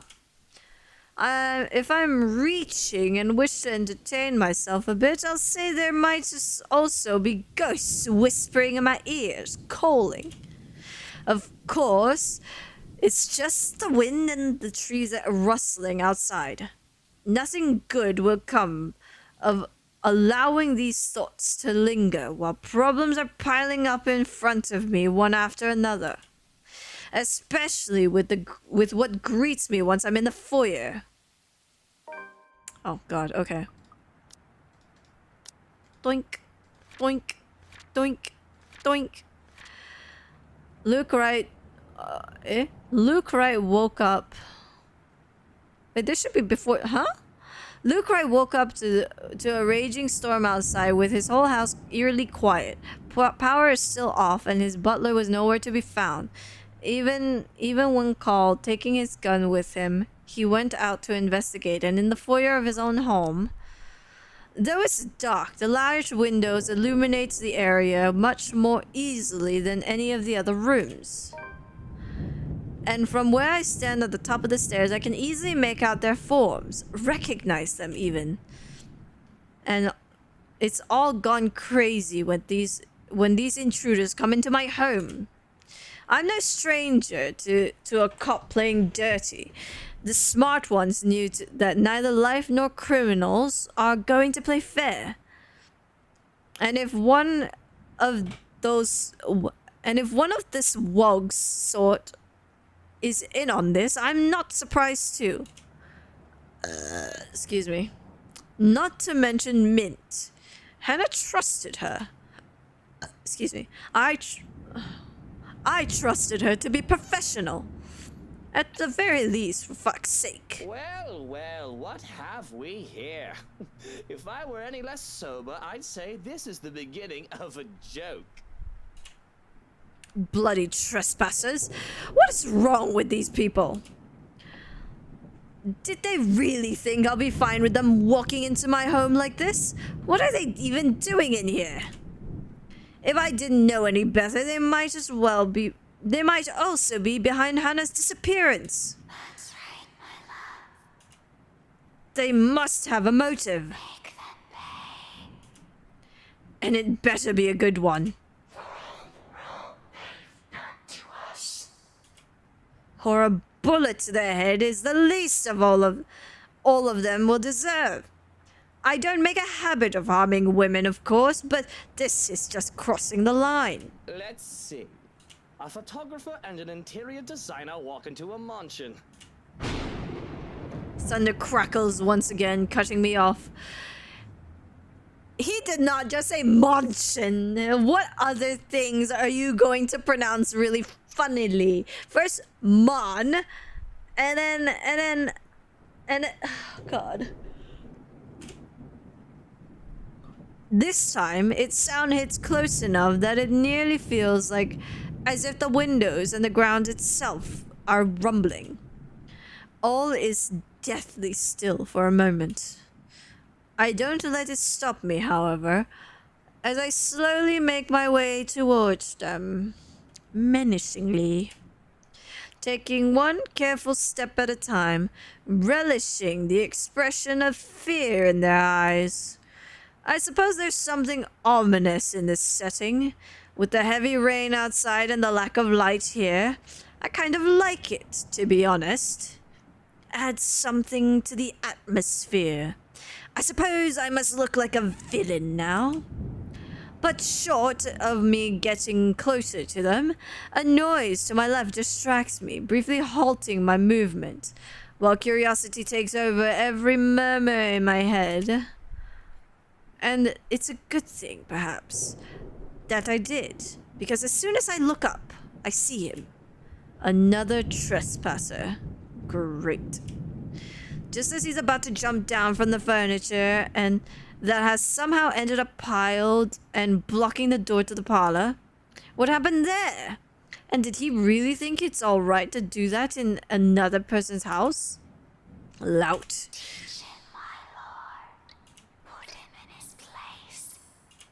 My hand's already moving before any rationale can stop me. Fingers fire at my gun, and I finally release the safety from it and take aim. Not at him, but at his friends. They're his, aren't they? Why else would they be here together? Doesn't matter. I know his kind follows some form of morale standard. He won't let an innocent be harmed, especially people he cares about. My finger on the trigger's more than itching to shoot, but I hold back. Sure, I could have simply taken aim at him, but more than seeing him bleed, I want to see the expression on his face once he realizes everything he's doing is futile. He's trapped. Lives are in my hand. His life is in my hand. Had I known there would be a party in my own home tonight, I would have opened a bloody bottle or two. People these days, in my own home. Can you believe it? I feel so left out. I can tell the exact moment the realization dawns on him. A short second of his body freezing and the blood draining from his face as soon as his feet hit the floor and he looks up. He's already prey, trapped by his own recklessness. And you, again. How many times do you have to come back to this place? Sir, this isn't what you're thinking. Something ain't right here. Well, obviously, people are trespassing in my home.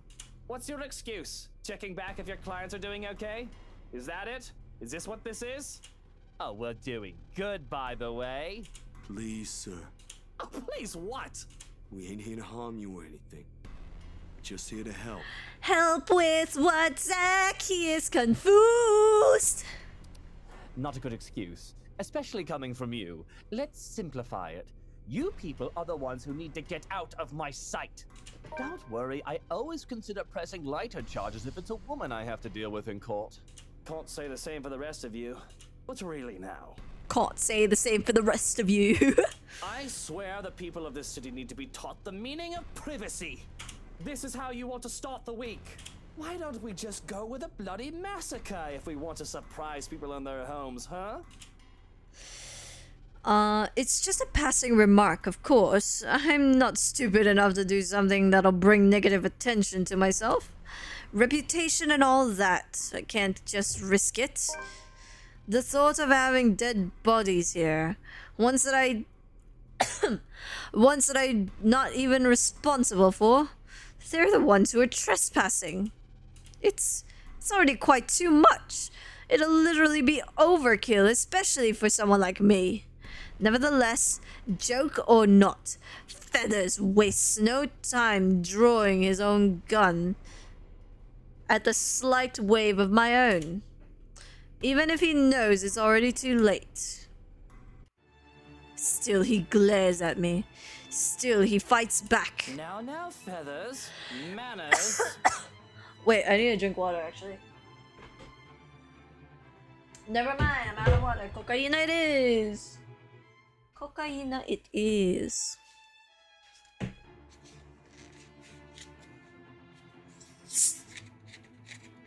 So satisfying. Oh my god, delicious. Oh, it smells so good.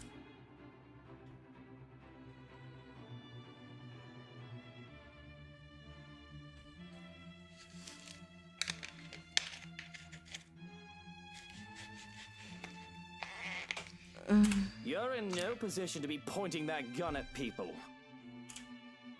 Oh, well. Give me a sec, Luke. Fucking hell.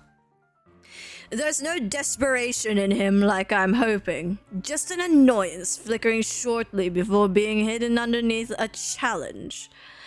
The likes of him are the kind of people I hate the most. Even with their failures already glaring down at them, mocking every worthless move they make, they have the impudence to stare people in the eye. Why don't you put yours down first, and then we'll talk about manners. Oh, he talks back. The gall. You know, your kind pisses me off so much. Annoying. Most of the time. Like a damn pest you can't get rid of. But to some degree it is commendable. I'll give him that. After all, we're almost the same in that regard. Almost. I'm still the better person, of course. He tells me to put the gun down, but I see no reason why I should. I'm the homeowner, in defense of my own home. I have the right to, I'd like to think. Questionable permit of the firearms aside, it's not like I wanted this. I'm already high-strung and their presence doesn't help. Bloody peasants. I can never seem to figure how their minds fully work. And I should also expect he won't let this end in this kind of standstill. Sorry about this. I really don't have time for you. A short lapse, it's all it is. One moment of letting my guard down. Before I can react, he fires 2 shots in quick succession. A sound crackled through the empty foyer, almost as loud as the storm raging outside, breaking the tense air in the room. Pain explodes in my wrist, no 2 seconds later. Just a graze. However, it's enough to cause my fingers to tense and the pistol to slip in the floor with a dull thud. Why, you insolent! The next moment happens in a blur. In the following second, I am being tackled bodily to the ground, back hitting the cold floor hard and an arm pinning me down by the neck. There's a fleeting minute of panic and struggle while I try to untangle myself from him before he manages to knock me out. And then a scream, a wail piercing through the thick air, shrill and sharp enough for both of us to cover our ears and hunker down on our knees. And with each sharp note beating harshly against my head, are the images again. Faces and voices so utterly unfamiliar, seeping into every crevice, turning sinister with each shift. They're not mine, but they might as well be with how vivid and crisp they are. Over and over, they're all flashed behind my eyes until it becomes unbearable. Unbearable to fucking read, holy shit. Pounding, throbbing, thudding against my skull. Worse than any headache a hangover can give. Bloody, I'll take a hangover over this any day. A haze begins to fill my vision as black spots dance around the corners of my eyes. Beside me, the detective suddenly moves, shouting a name I don't quite hear, and then... In a second, he falls. Down on one knee, desperately trying to keep himself up with what strength he has left. But eventually his own body caves. Taking the horrified Wog down with him, muttering quietly to him as something distinctly red flows from his body. Blood? This man isn't supposed to be dead yet. He isn't supposed to. I didn't shoot him, I'm sure of it. So what killed him? What the blazes is going on here? Is it so wrong to just want a quiet night where nothing needs attending to? Just one normal night. Quickly, everything gets turned crazy with perilous happenings that are hard to explain. But it seems that when it comes to me, death is always around the corner. I want to look him over, but... I want to look him over. This is going to cause more problems. All the screaming and crying for a detective who's died for no apparent reason is giving me a migraine. I need to get all these people out of my house one way or the other. But in a blurry mess of my vision, none of this registers enough to compel my body to move. None does, except for the voice unexpectedly ringing above the discord, and when I finally gather the strength to look up, everything falls away into the background. All that matters is her. I told you, didn't I? Everything you're doing is useless, Ashton Frey. And now, you're dying. Meddlesome fool. Hannah? Oh, Luke, darling, my love. What do you think you're doing out here this late? She does look so menacing, just like standing up there looking down from the stairs. The woman that stands there is the one that I married. The love of my life? So why is it that the look she gives me now makes me feel so revolted? makes it so that there is just a general sense of wrongness in the way she smiles at me. Hana! Oh, thank goodness, it's just you. Oh, you gave me quite the fright. We've been looking all over for you. Saying this makes my tongue feel heavy. I'm so used to lying, to putting on a face, but this just feels wrong. It's such a small lie, yet a big one at that. Yeah, okay. To be afraid of the sight of my own wife for no apparent reason is illogical. Yet her mere presence has been disturbing. From her suddenly devoted and near dependent nature, her obsession and possessiveness to her strange way of speaking, something has been wrong with Hannah as of late. Excuse me. I didn't want to admit it, but excuse me. It was almost as if she turned into another person overnight. Excuse me. And looking up at her now only seems to solidify this. It's almost as if I can't recognize my own wife. Fetch me. Whatever for, my prince. Look, that doesn't matter right now. Oh god, every time he says something with M-A in it, it just sounds so weird. You need to get out of this house right now, alright? Stay in the penthouse for a while. Leave our home? What if I wish to stay? It's not safe here, darling. Now is not the time to explain. Just listen to me. Okay, Buttercup? I hold out my hand to her in hopes that she won't ask any more questions. I shove away the ill thoughts I have about her. About how this is not the wife I married. People change, and now's not the time to have some sort of existential crisis about it. Our safety is priority right now, and I feel better about all of this as long as I can have her by my side. But she barely budges from her place atop the stairs, let alone take my hand. And the way she looks at me just sends chills down my spine. Why should I? Is something the matter? Oh god. What about you? Are you not coming with? What was I supposed to say? Where to even start? Does she not see the detective's dead body? Maybe just confess there's some crazy lady roaming around, and I'd really like it if we just stayed safe. You just need to leave for a while so I can let security sweep the place. And someone has to be there, yes? To supervise and all. That'll be my job, Buttercup. Still, nothing. She doesn't move from where she stands, still with the amused grin on her face, as if this is all some kind of funny joke, and she's the only one who can see the punchline. But I do not wish to leave. And you should not either. You've just arrived, my prince.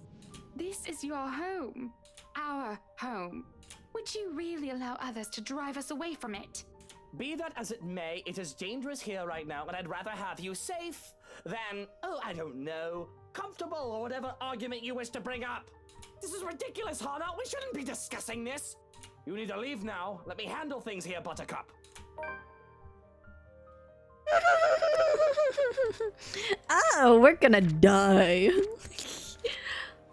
Oh, we're so dead.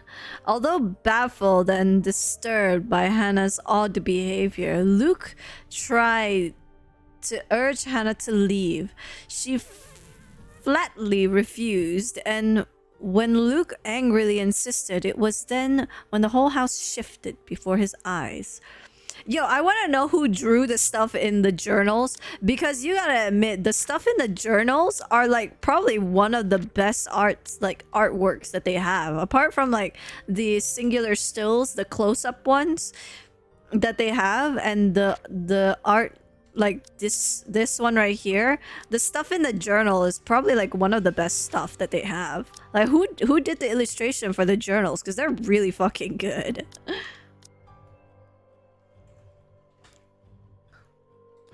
Am I getting DM'd right now? Stop. Stop. It is then that her expression turns absolutely horrific, and everything turns to complete and utter shite. Hannah's body shudders and shakes, as if she's about to have a seizure until her visage ripples and changes. Golden yellow hair is slowly stained with inky black, and her face melts into that of the woman, the maid from before, with a menacing expression on her face. Along with it is the shifting of the very ground we stand on. It's a slow thing, a whimper, a whisper, more than a bang as darkness creeps into every corner of the room. The walls shudder and groan. Blood runs from the ceiling, crawls down the walls, and stains the floor. It feels as if life itself is being sucked from the house slowly but surely. The beauty of the place is gone, with only the dead, decaying remains of a mansion left in its wake. I don't have to wonder if it is just a foyer that becomes a nightmarish place. I can already hear it. Gone is the growling of thunder and the lashing of rain and wind against foyer's high windows. All of it has been replaced by this more grating sound. The canopy of voices from nowhere and everywhere echoing throughout the now horrid walls. Voice that neither belong to us nor the people who live here. What's going on? All throughout the house, shouts of alarm and surprise ring out, a mirror to the horror creeping up in each of us. Who wouldn't be shocked? This is insane!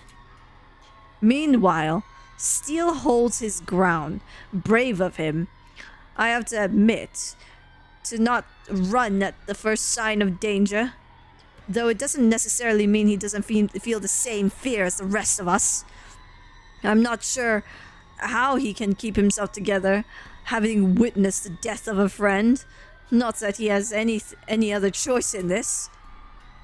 There seems to be no end to the sight of this insanity. If anything, this only feels like it's the beginning of the end. Help me. Oh my god. Please, somebody. Anybody. Who are you? Stay away. No.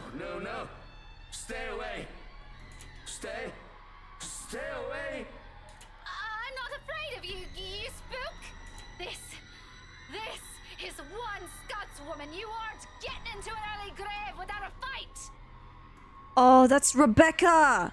That's Rebecca's last words that we heard, that I said was like my favorite line that she ever spoke. We're all in danger. I thought you were my friends. Why don't you believe me? That's Isabella from like the first chapter. I'm sorry. Ashton? Their screams fill the mansion. She laughs all the while, a harsh, agonizing sound that goes on for what feels like forever. Until there's nothing but silence. Her horrid smile and pale hands reach out to me, calling, beckoning, pleading. I'm terrified. I really am. Like I should be. But I've never been one to truly stay afraid. I've long learned that fear will not get me anywhere. Cowering in a corner doesn't keep me safe, and it will not keep me alive. Not only rage does. Not like rage does. I've learned to use this burning hate inside me to survive. There's no difference now. Stay away from me! Why do you wish to leave? This is where you belong, my lord. Oh god. Remember the blood we share. This is your home. No, it's not. It's really not. I want to go. You know what? I have an appointment. I need to go. Don't you remember? You promised to return, to stay. together with me, with us, with people no different from you. Oh, yeah, okay. You want to stay, Kana? You can stay. I need to Don't listen to go. her, she lies. I promised no such thing to anyone. We bought this house weeks ago. How should I know what she's babbling about? I never Babbling even wanted about. to be here in the first place. A terrible case of mistaken identity. That must be it. I'm quite sure of it. I don't know this woman, this monster. Why would I say that to someone like her? In my entire lifetime, I've only made and kept sincere promises to mere two people, Hannah Evans and Eleanor Chandler. No one else. The rest of those who claim I've promised anything today can go fuck themselves. Bloody hell, I may enjoy the company of women, but I'm not an idiot to start spouting such nonsense to anyone. A line must be drawn, especially if I'm to keep myself alive. Yet she still goes on, insists, making me appear to be a liar in front of these people. Of course you still deny it. Have you truly forgotten? You haven't changed, I see. Still a deceiver. She's lying! You see, my love, nothing has changed. Still no difference, you and I. Oh my god, dude. Just like the rest of us. I swear to God, bitch, if you appear on my screen, I will punch you out of existence. Just like every single soul in this putrid wreck. We've waited for so long. You can hear them, yes. Their pleas, their calls, their invitation. Come, my lord. The house seeks its master. She, the monster, reaches out again, her hands a gory, abhorrent sight, along with that smile spread across her face. My body's already moving on instinct, stumbling back one step at a time in a desperate bid to be away from her. Anything to put distance between me and this vile creature. No matter what she says, I am nothing like her. I need to get out of this house. Out of this country, preferably. There's nothing for me here. Not anymore. Nothing to keep me tied to this place. With Hannah beyond saving, no longer the same woman I knew, and shock and likely taken by this woman. No, actually, I'm gonna clear that up. Ashton took him out. Nothing's left to bind me to this wretched city. I can leave. I can... My footsteps on something, sending me sliding on my back and flat on the floor. Beside me, a paper, familiar one, flutters down. It's this thing again from the open house, though it feels less like a gimmick and more like a threat. What with the recent events? It must have fallen from the detective and the commotion earlier. And with its owner having met its gruesome death, now it simply bears its equal grillish message for everyone in the room to see. Help me. Is this it? What they've been telling us? Why everything in my life has gone to shite? Because of some stupid old letter. An invitation indeed. One I'm not willing to accept. Not anytime. From the top of the stairs, the creature moves again, drawing my attention back to her. Her gait remains slow and awkward as she walks forward, that smile never leaving her. But I won't give her the chance. I am not dying here. I certainly am not giving myself to a hideous creature like her either. Adrenaline kicks in, and despite panic Back to the red chat. Adrenaline kicks in, and despite panic gasps and worried glances from the other people here, I pay them no mind as I reach for the main door and, without warning, it slams open, revealing not the mansion grounds like I am expecting, Before my mind can even comprehend what's happening, black tendrils have already coiled tightly around my limbs, dragging every person in the foyer into the room. Oh, that's the start of something that I will not say, but I've seen where this is going. I've watched enough of that to know where this is going. Oh god. None of us even get to scream when darkness completely envelops us upon the doors closing. Understand where your place is now, my love. You belong here. Is it so difficult to grasp? We've been waiting. Okay, damn, already. Oh, how pleasant is this? Oh, it's so pleasant. There's a moment of panic when the feeling of the tendrils around my limbs finally dissipates. As soon as my eyes adjust to the darkness of the room and I'm on my feet, I'm reaching for my knife and holding it out, watching, waiting for every movement. Using it as a way to put distance between me and these peasants. Who knows what they'll do? Who knows what they'll do now? They're all desperate to get out of this house. There's only 3 of us in this room. Though Mint has already gone loon. Crouching in the corner, muttering to himself. You can't really say anyone's safe from her. If anything, she's the one I should be watching out for. I can't trust these people not to turn on me. I cannot trust anyone. Not anymore. Not after this. Everything I've built has fallen apart.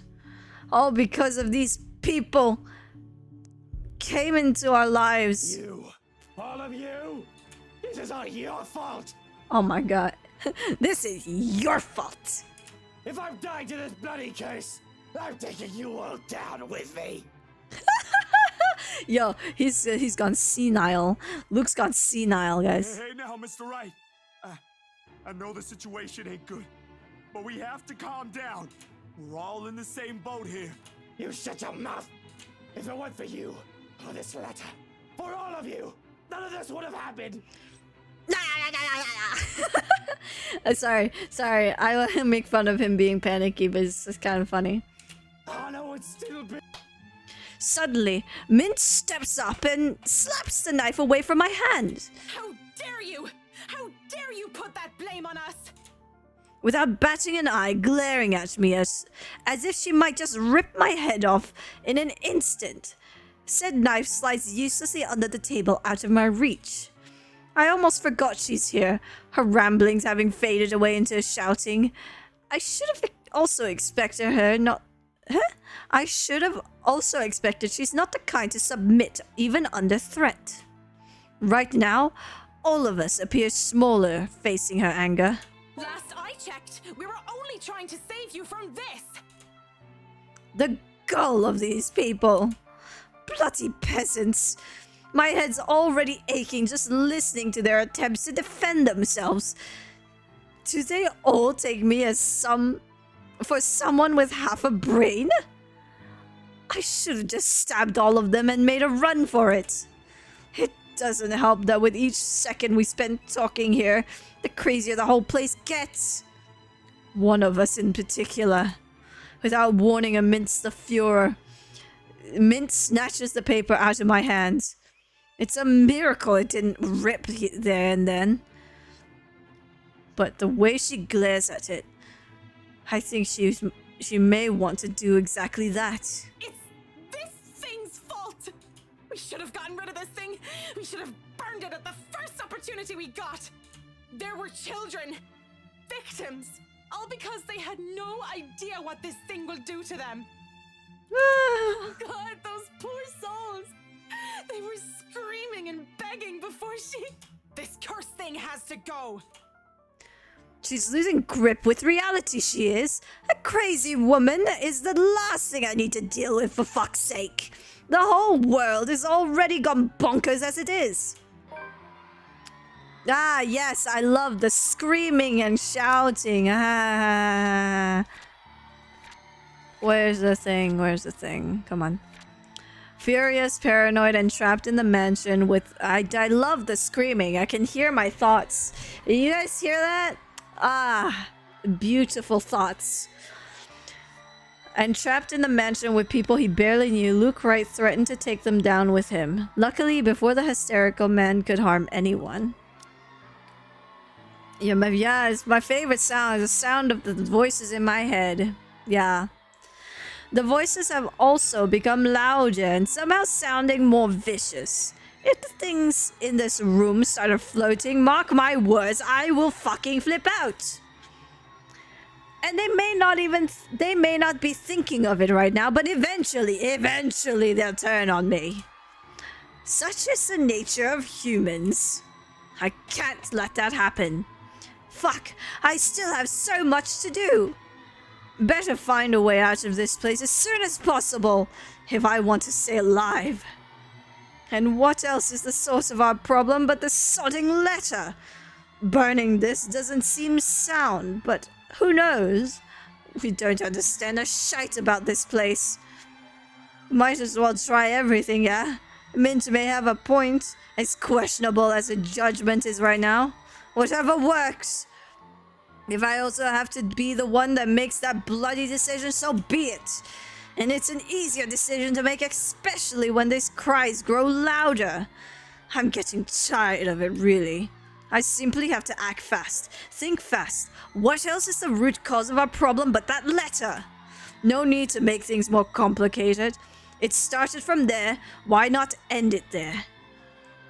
If what Mint has said is true, then there's all the more reason to destroy it. Put an end to this madness before anyone can think of passing it on to someone else. Before the situation can stretch on far too long for my taste, I snatched the blasted paper away. Give me that. For a second, she appears offended, until I take out my mom's lighter. The sight of it shuts them all up. But I have no need for their opinion. In the next moment, I'm already setting it on fire. Oh! You see, the close-up illustrations are so pretty. Look at that pretty eyeball. It doesn't take long. It doesn't take too long for the thing to catch fire. It's old, for heaven's sake. Though I make sure none of the ashes end up on anything flammable. It'll be an inferno inside this study, with all the books and documents stored here. Not that a big flame's anything to worry about in this case. In fact, in a matter of minutes, the damn thing has turned into ashes on the floor. With nothing left to burn through, the fire dies, fades into thin air, in a whiff of smoke, leaving only an awful scent of burning paper in the room. But as the last of the paper turns to cinders, a sharp, agonized wail echoes from somewhere in the mansion, before quickly dying out, taking with her the horrors that she brought upon the mansion. Slowly before our eyes, the mansion changes again. Blood fading from the walls, ceilings, and the floor, returning the place to its old beauty. Gone is the darkness, quickly replaced by the artificial lights in the room. Even the smell of blood and gore has completely disappeared from the room. Perhaps the only thing undesirable left is the dumbfounded looks they're giving me. See? Wasn't that easy? For fuck's sake, you people need to get your heads checked. How did you all make it this far in life with that kind of thinking? Well, you can all thank me later for this. You may now show yourselves out of my property before I call the police on you simpletons. Did you forget that you have a body in your foyer, Luke? I walk out of my study without a single glance back at them, more than eager to finally get some fresh air. They can find their way out of this place, I'm sure. I better not catch them here again, though, or I will not be happy. Doink, doink, doink, doink, doink, doink. Here we go. Knowing the letter was the source of the entire fiasco, Luke Wright agreed to with Marianne McCullough and started burning the paper. Soon enough, the blasted thing turns into dust while the mansion returns to its usual state, freeing them. It's over. Is it, though? Is it? Outside, there's only silence. Deafening. Still. The same hush that comes after a terrible storm has swept the countryside. And with it, from the wide open windows, is the sight of the sun rising above the horizon. Ever so slowly, the sky begins to lighten before my eyes. Darkness giving way to the warm morning hues, soft rays spilling over the vast expanses of Luxbourne countryside. Nearby, the trees sway and rustle with the breeze, a passing draft that carries even into this room from outside, cold enough to make me shiver. The remains of a storm that has passed. And in the distance, I hear the soft chirping of birds, while the rest of the world stirs, wakes. Dawn at last. We are free.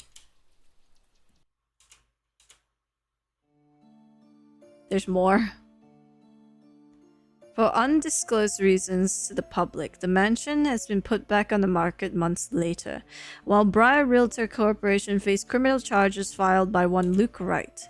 After the news of the lawsuit broke out, the realty company's declaration of bankruptcy, rumors quickly spread across Luxbourne City. But for those who still believe in the stories of old, and those who know the truth, it is but a testament to the curse and the secrets of Ermengarde Mansion has hidden for centuries. If there will come a time, those will finally be revealed. Only the hallowed halls of the mansion know. To this day, it stands silent. However, on nights when the wind howls and the thunder booms across the skies, some still claim to hearing the voices within, of cries and wails that fill the nights and desperate calls of help for anyone who dares listen. As for those who once treaded these halls, although Luke Reyes won his legal battle with Briar Realty Corporation, another tech leak places him and Wright Enterprises under the spotlight months later. The time, however, with the then Chief Inspector Harvey Lee's sudden absence, the businessman isn't able to escape close scrutiny. In an investigation headed by the newly appointed Chief Inspector Abigail Harris, all of the Wright Enterprises' illegal business dealings within the past 10 years come to light. Although his involvement with other criminals is still being investigated, the disclosure has caused a huge outcry, especially with the city's business sector. Sued on multiple grounds, the company was ultimately forced to shut down. Meanwhile, to avoid public outrage, the once affluent businessman immediately leaves the city.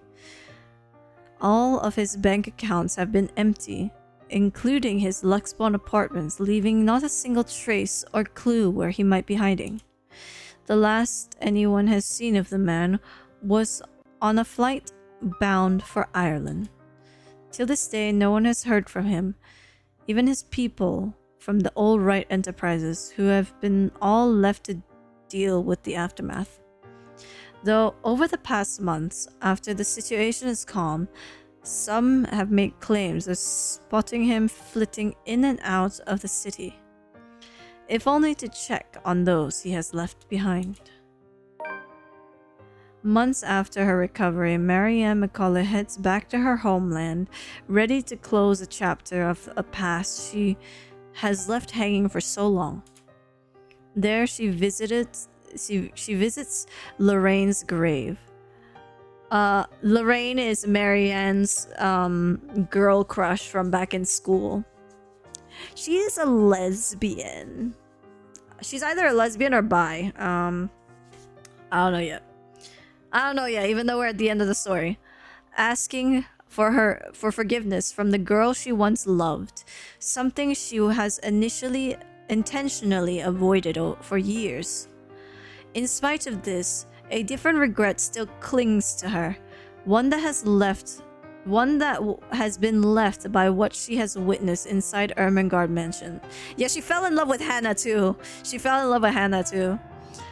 She never returns to Luxborn after, leaving her interior design company in the hands of her secretary instead.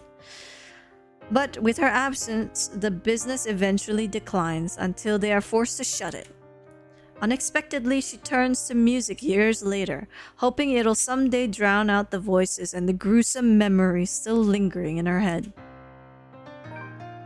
By some stroke of luck, it is an unfortunate circumstance of fate, Marianne encounters Luke Wright once again, almost a year after she returned home. She meets the man in a local marketplace, newly settled, fumbling and confused. Although her opinion of him remains ambivalent at best, she reluctantly offers help, especially after seeing him stumble onto the Gallic more times than she deems acceptable. And it becomes a start. Not to a close friendship by any means, but perhaps something akin to it. And on days when vitriol and scathing words don't get in the way, there are only pleasant companionship one offers to the other. Casual visits to the other's home, sharing a bottle of wine or two, and simply talking about anything under the sun. A comfort after their mutual loss. Something they both eventually learn to appreciate with time. Although Zachary Steele tries to cope, losing his closest friends, his second family takes a considerable toll on his well-being. Little by little, he becomes reclusive, refusing help from his own family, once again ignoring calls from Dr. Navarro until it all but stops. Eventually, he gives up photography, much to the disappointment of the people fond of his work. Nowadays, he simply spends his days staring at the old photographs, images of what used to be, of happier days that will never be. On his good days, he visits Isabella Santos, bringing little stories he has no idea if she ever hears, but tells nevertheless, carrying a small prayer that he won't lose her as well. Although he wants to remain optimistic on her chances, it dwindles with every failed attempt of the doctors to bring her out of her coma, and each passing day the girl stays asleep. Amidst the constant beeping of machines in her room, he can only hope.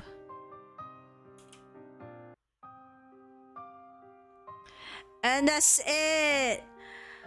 Oh, we finished the game! Holy shit! Wait, Elsie Lovelock?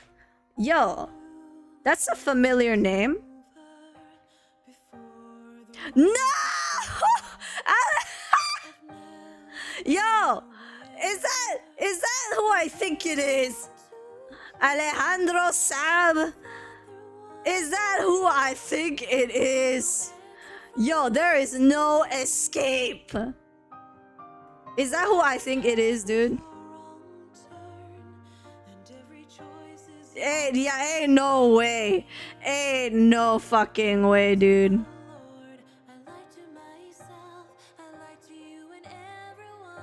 Yeah, Alejandro.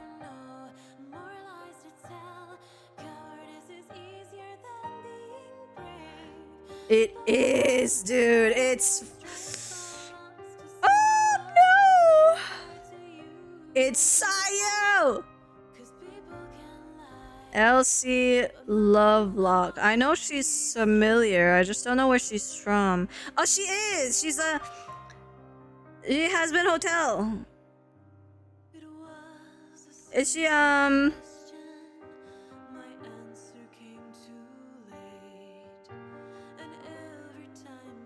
That's crazy.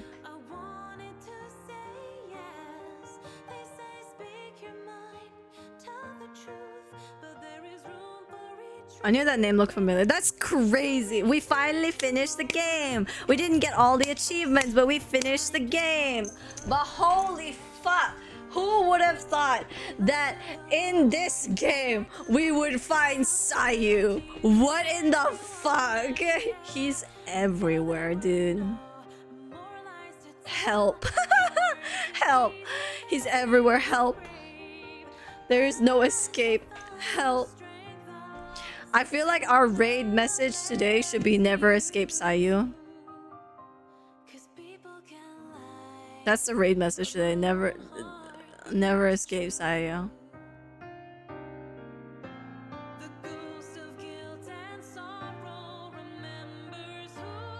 He's everywhere. I played the most unorthodox game you could probably ever think about, and he's still in it. He's in it. That's crazy. Shall we unlock the rest of it? Dear you, if you are reading this, it means you finished playing the game one way or another. Thank you for the time we've spent in the letter. The game is our passion project more than anything, and we sincerely hope we delivered in bringing you a one-of-a-kind visual novel experience. The letter is the first of many visual novels coming from us. If you liked what we did with this game and would like to support us, please take some time to click the button below to find out how. Thank you so much for everything. Let's talk soon. Love, YYM team. Oh, what a game it was. Holy shit. We definitely didn't finish everything because, oh my god, there's many more that we could have had. We definitely didn't 100% this chapter or this chapter or this chapter. Everything else, though, we 100%ed. And we didn't 100% any of the sprites. There's still a lot more here. And we didn't 100% any of the chapter stuff. There's a lot of missing pieces here and there. And the epilogues, of course, we did not get anything. Apparently,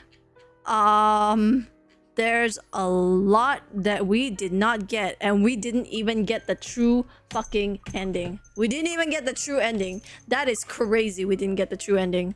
But you know what? I can't complain. I can't complain. We finished the game after eons of playing this game, and you know what? I'm happy with what we got. Next week we will play a new horror game. I don't know what. I'm gonna have to look at my Steam to see what I have. Otherwise, I'm gonna have to get a new game. Holy shit.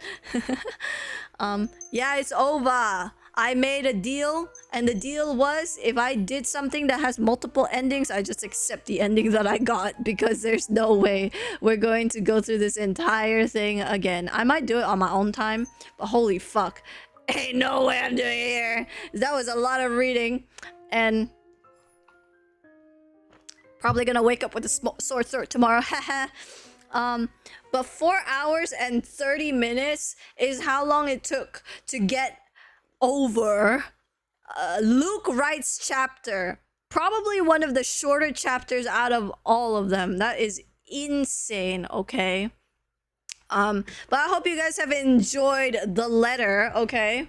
Because we had good times here, haven't we? Especially with this chica here. What the fuck did I click options for? Especially with this chica here, right? We totally had a good time with her. Holy fuck. Cannot escape that face. Holy shit. Anyways, so if you're not already in the Discord server, do join the Discord server and follow me on all my socials if you're so inclined. I do try to update it as much as I can. The raid message today is never escape Sayu, of course. Sayu. I think that's how you spell Sayu, right? And then we'll put foot roses. Yeah, there's your raid message, guys. Let's go find someone to raid. Oh wait, I know who would raid. Thanks for the fun, comfy content. With the amount of panic, I'm surprised you can call it comfy. I'm surprised you would call it comfy, considering how much panic there was. Sayu? Oh. Wait, is that actually how you spell Sayu, or is it Sayu? Sayu. No, it is YYU. I did spell it right. Yeah, it's Sayu. What the fuck? Alright, we're gonna rate Kamui Kushi. They're playing Silk Song right now. Kushi. They're a pupper VTuber. They look very cute. So go give them some love. And go get chill time with them because they're playing some Silk Song that I haven't played before. So enjoy, chat. Thank you all so much for coming today, and I'll see you all tomorrow for the giveaway winner announcement. Okay, I'll see you guys soon. Bye bye. Mwah.